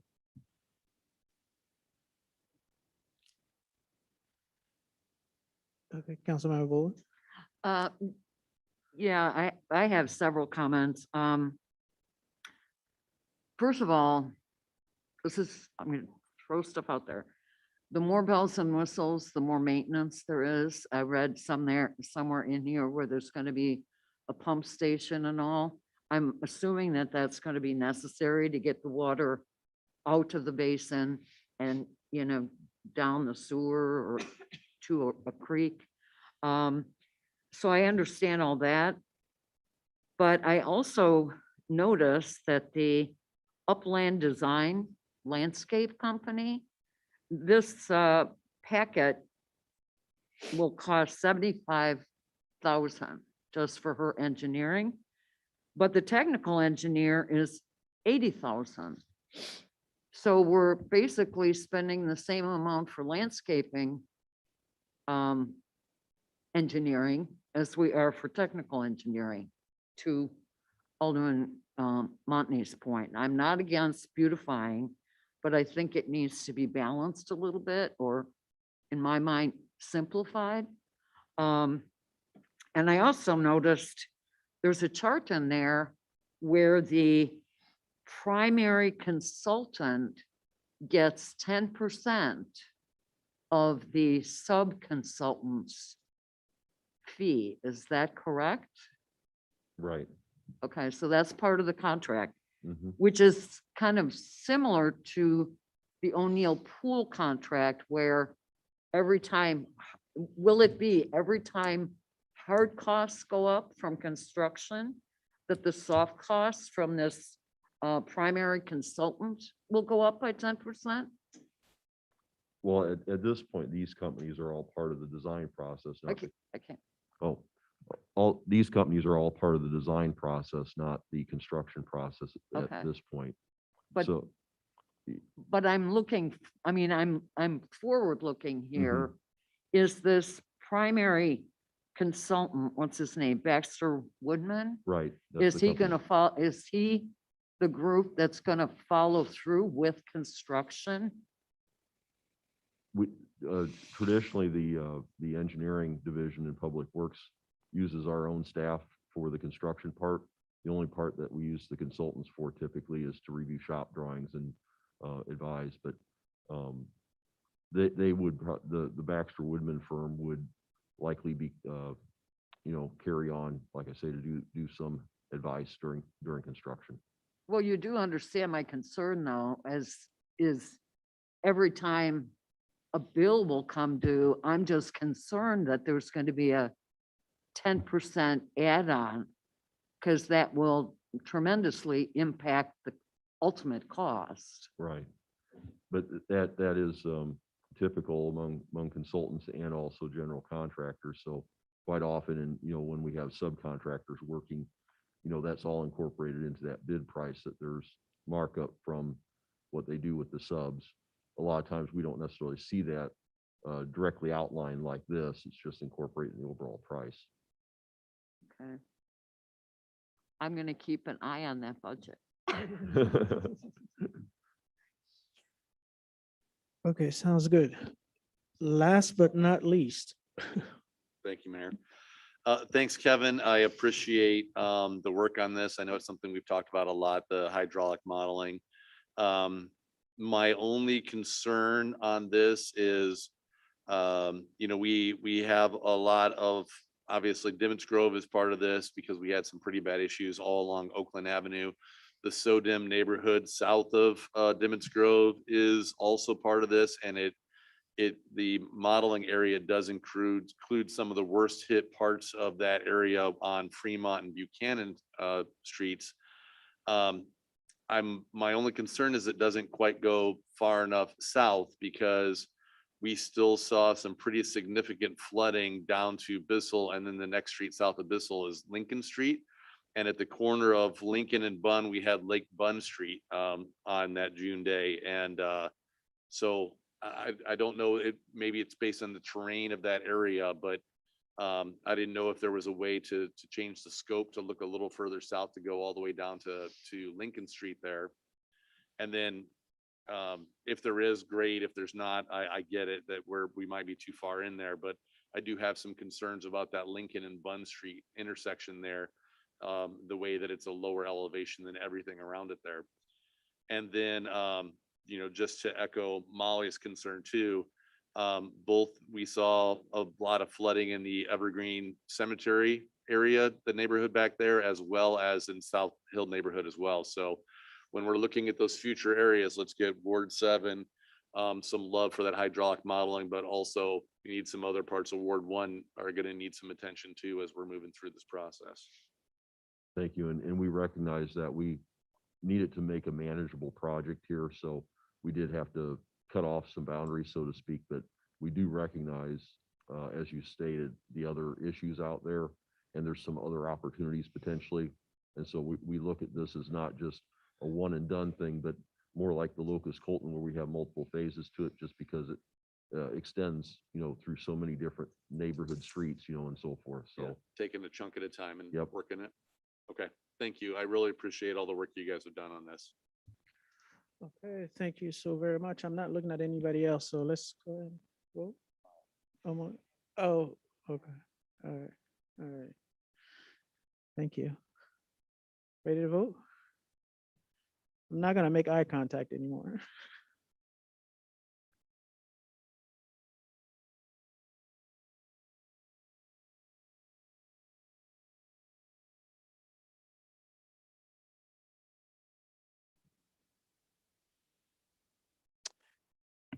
Okay, the item passes. There are no nays to announce. Our next item on the agenda is the Finance Director's report. So City Manager Gleason. Thank you, Mayor. Scott Rathman, Finance Director, monthly Finance Director's report. We continue to trend, well, but that is not excluding, very real negative COVID impacts. And Scott is here to give us an update. Scott? Thank you, City Manager. Of note, Councilmember Carrillo last month reminded me we didn't get the document up on the website before the meeting, and also pointed out that somehow the web address got dropped off this initial slide. So just pointing out to the community. You can locate these reports and other reports online at that address. So as the city manager mentioned, we're doing well. It's kind of the same status as last month. Revenues are trending very well. We just have this growing or mounting concern about the uncertainty related to the supply chain. It's in the news, inflation, the availability of labor. Just want to communicate that staff is being very diligent about watching those things. A lot of things are under contract, but divisions such as the water department, et cetera, are reaching out to vendors, ensuring that those supplies utilized in that process are available, and doing all of those things that the city staff should be doing to ensure the services are being provided as needed. Phil, next slide, please. So enhance the exhibit this month with some colors to try to assist people in following along. Unfortunately, I complicated it a little bit we added a column. So, trying to provide the public, council, everyone means and ways to kind of review our financials. There's a lot of numbers. There's a lot of columns here. We have the year-to-date budget variances. Those are some of the two columns in the middle. Spent a lot of time on those. How are we doing compared to how we budgeted for the year? Well, you have to take that into context with what did we do with the current year budget related to COVID? So the far right column shows the FY 21 to 22 impact that we took into account for the budget. So for example, I've been utilizing local motor fuel tax as a primary example of that over the last couple of months. You can see in the far right column, we took local motor fuel tax down by 15% to reflect kind of a lingering residual impact of COVID, remote workforce, et cetera. That's a $700,000 decrease on that budget. So it was 4.7 million in 21. We took it down to $4 million. Well, if you were to just focus on how we're doing year to date, we're showing over in the left yellow cell 3.94% variance year to date to budget. That looks good, $52,000. And you can see the last month was 3.7%. So our year to date and our last month, they kind of correlate. So that's an indication that range is smoothing out for us. So comparing that to a 15% reduction, you can see that we're really kind of trending, 4% versus a 11% down from that 4.7 million. That was kind of that recurring number we were expecting when local motor fuel tax increase was put into effect. So that's nearly a $500,000 potential lingering impact. To further kind of like emphasize how to read the data, compared to like that year-to-date column, food and beverage, you can see, we're 35% over for the prior month. The last month we reported versus 28%. So, if you had a big blip or up or down in that last month, it might indicate, something's going on. that was a good month for us the last month, 28% over year to date. We took the budget down almost 13%, 21 to 22. So even combined with that reduction, we're still doing better than we were in utilizing the 21 budget. So we're almost 28% ahead year to date versus a 13% reduction. So that's the way you can kind of look at these numbers and see how we're trending compared to prior to COVID and the impact that we placed on this year. To kind of comment on the remaining yellow boxes here, hotel motel, the Rivian employment situation out there, I think that's what's driving a lot of that hotel motel. We took that budget down by 45% going into FY22.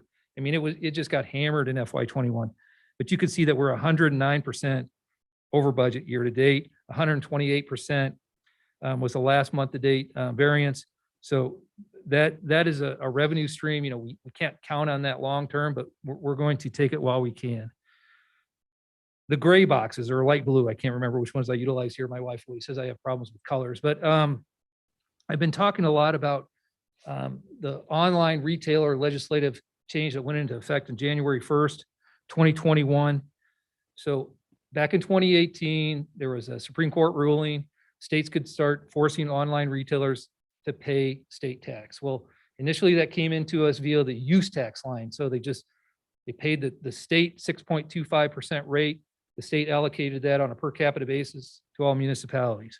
Well, as of January 1st, 2021, online retailers needed to start capturing the local component.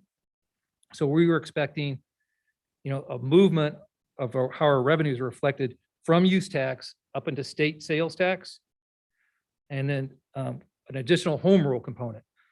Well, you can see, and I didn't highlight it, but if you go look at local use tax, our comparison to prior year, we're $130,000 under prior year.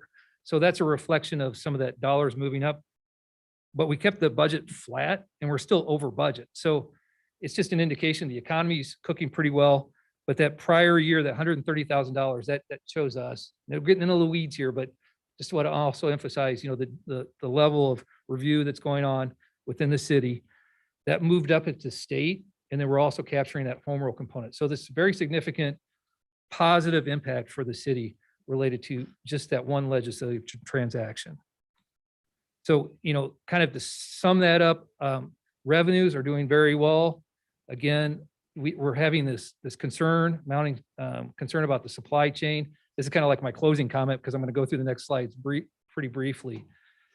A lot of contractual situations are kind of helping us currently, but going into 23, we don't know if people are going to be trying to make up those profits next year for those contracts, et cetera. So it's just something we're having to monitor, reaching out to procurement, reaching out to public works, seeing what they're seeing as far as these projects. We have $62 million in projects and how that might be impacted. Some of those might not be this year, but in the future we could have concern.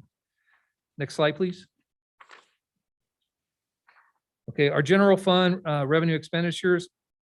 Just real briefly, 5 months into the year, that's 42% of the year to date. That's a statistic we put at the top there. It's an annualized trend. It's not a perfect stat to use when doing comparisons, but it's something.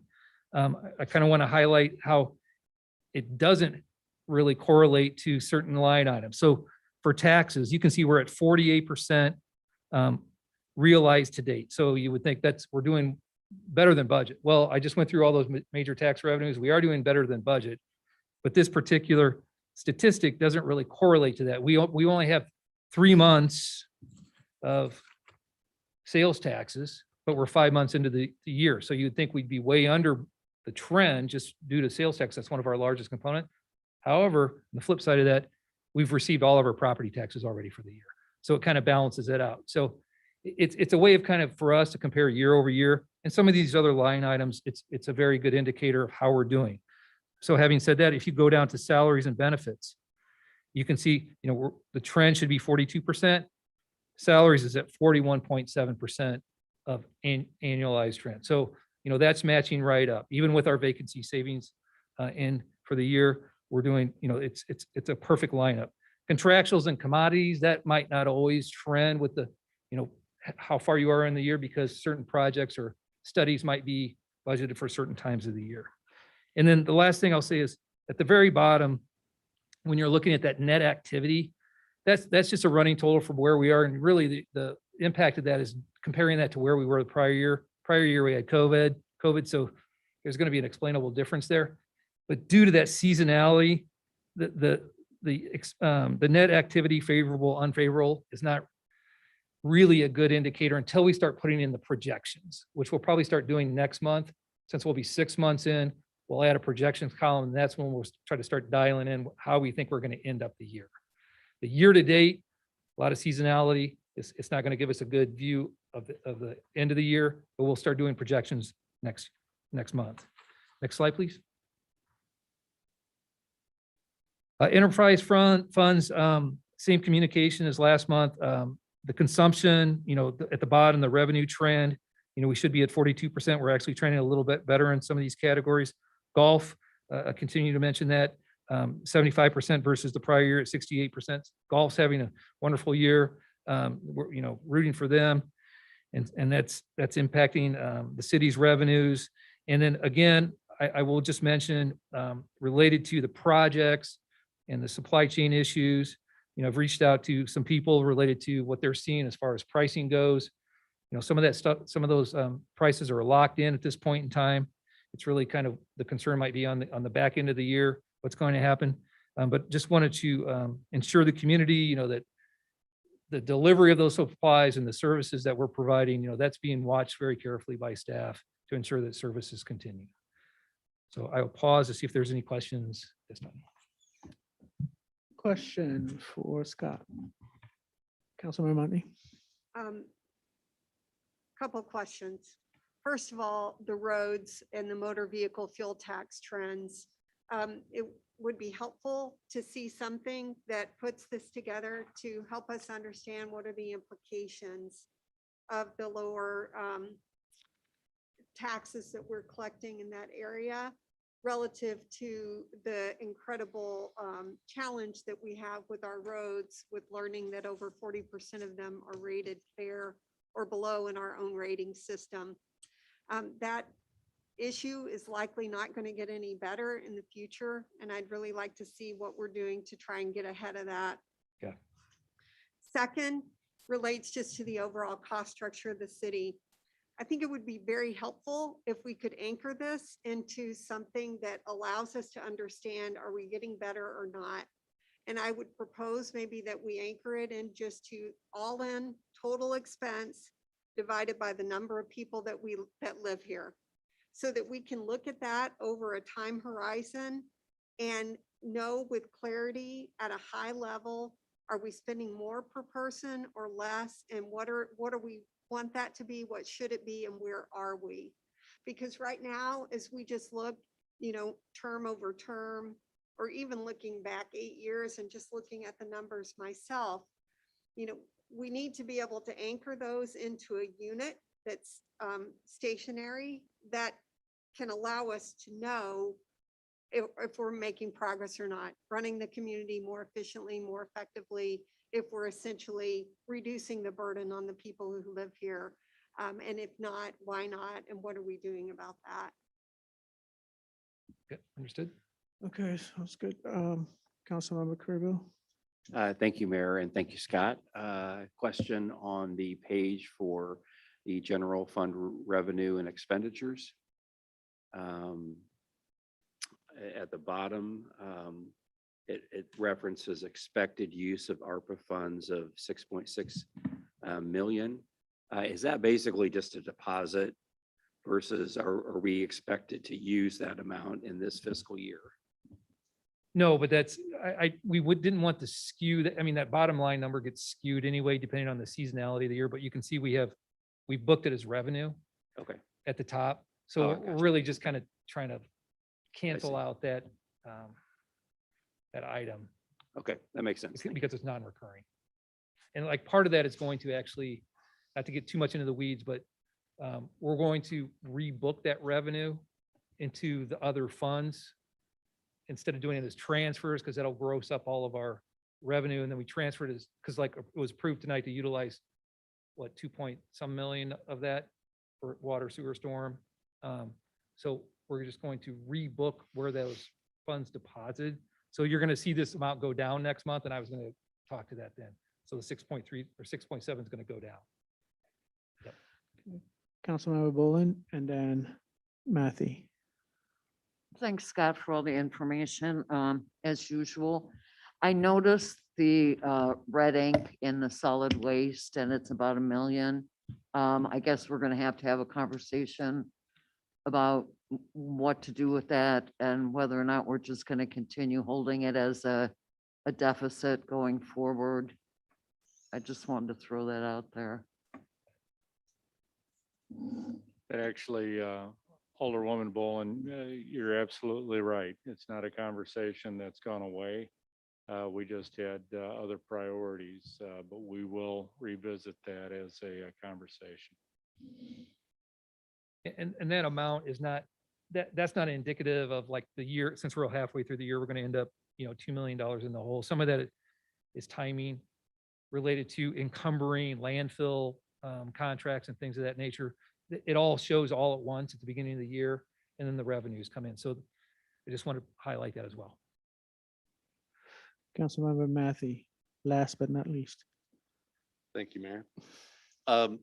Scott, so this is still showing a negative number in the utility tax section, right? And we've had the conversation before that the utility tax was put in place to pay down our police and fire pensions.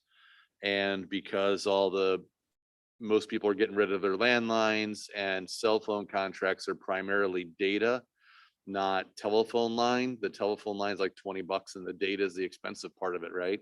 And so data is not taxable. So the amount of money coming into that line, which represents our ability, or not our sole ability, but at least a good chunk of what we are using to pay down police and fire past debt, is being challenged. And now our next meeting is a November meeting. So pretty soon you're going to be coming to us and saying, it's time to set the tax rate for next year.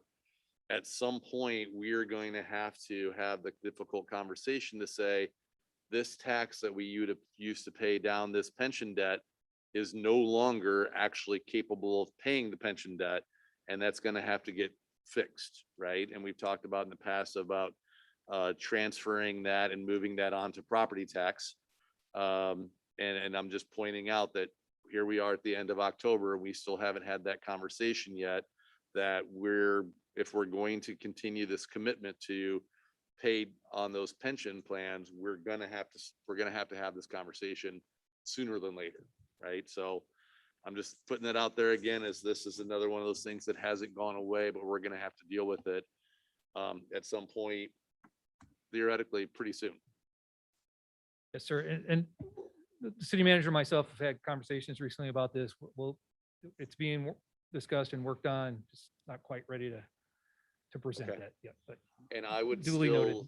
still love to see a updated chart on our pension obligations, right? When the city council in 2014, I think 2016 voted to pay down those on a very aggressive schedule in order to save a ton of money on interest.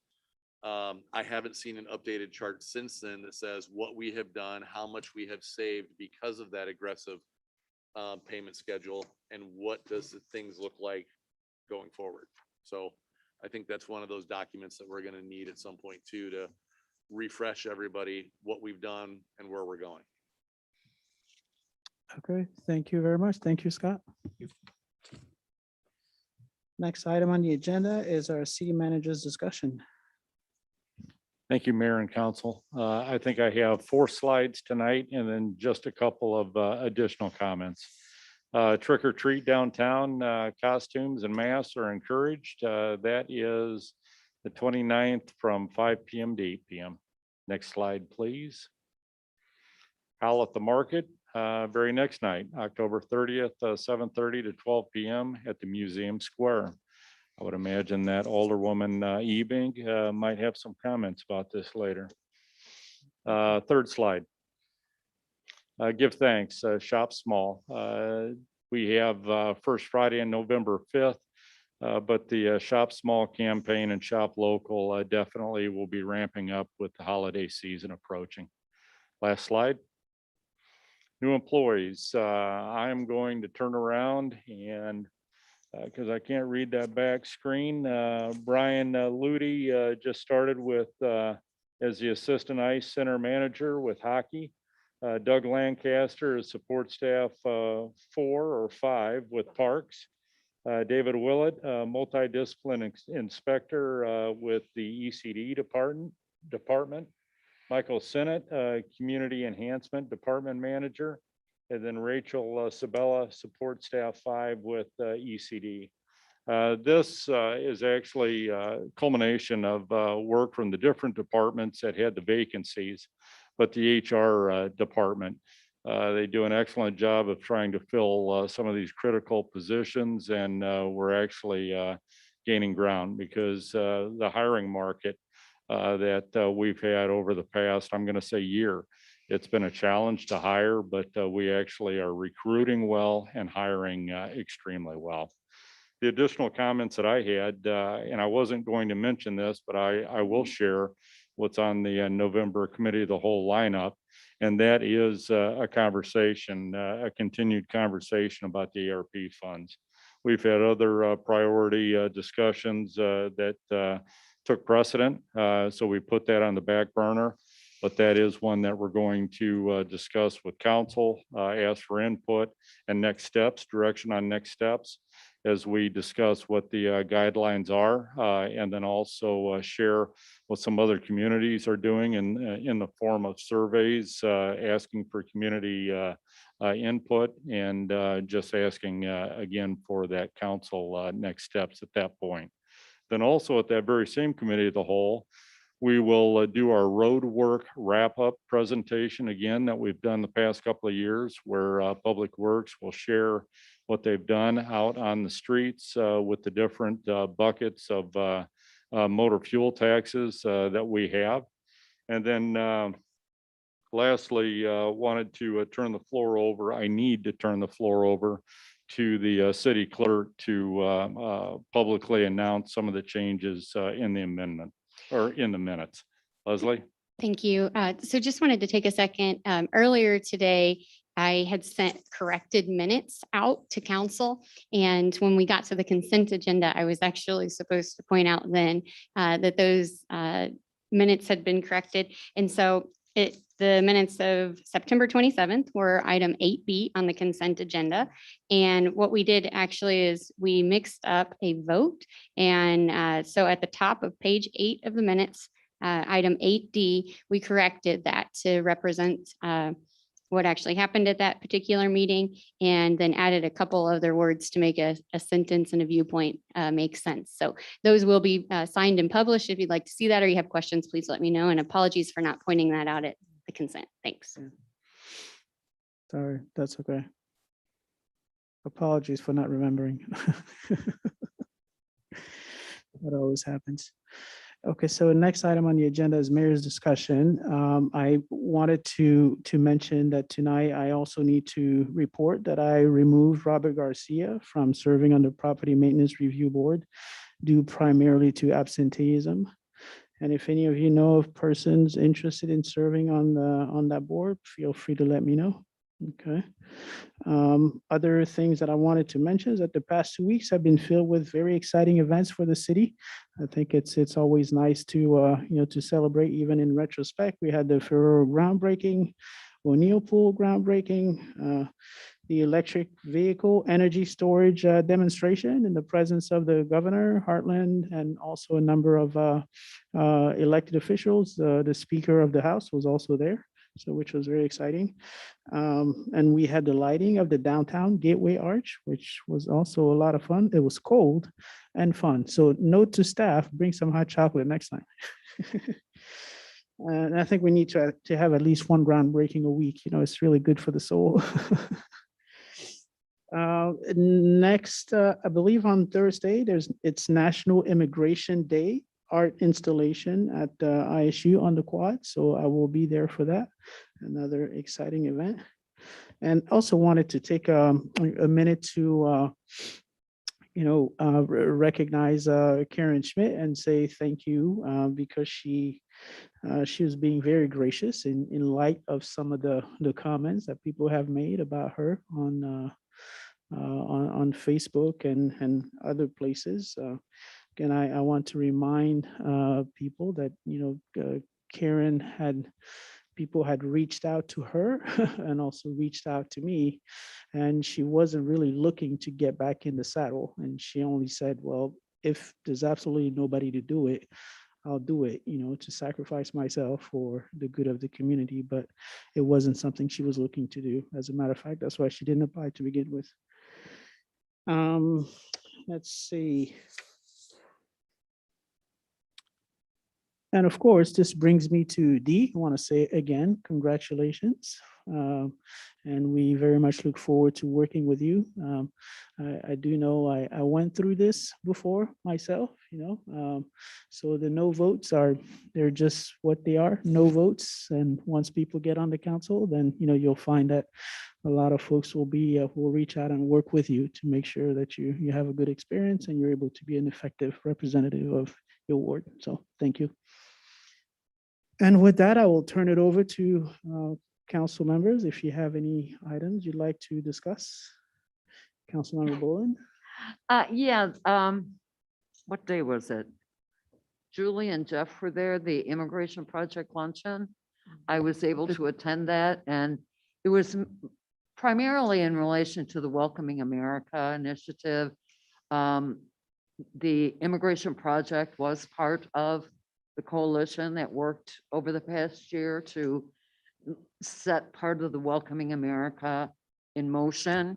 And there was a very moving speech by the Project Hero Award recipient. Her name is Anna. I'm going to pronounce this wrong. Manriquez.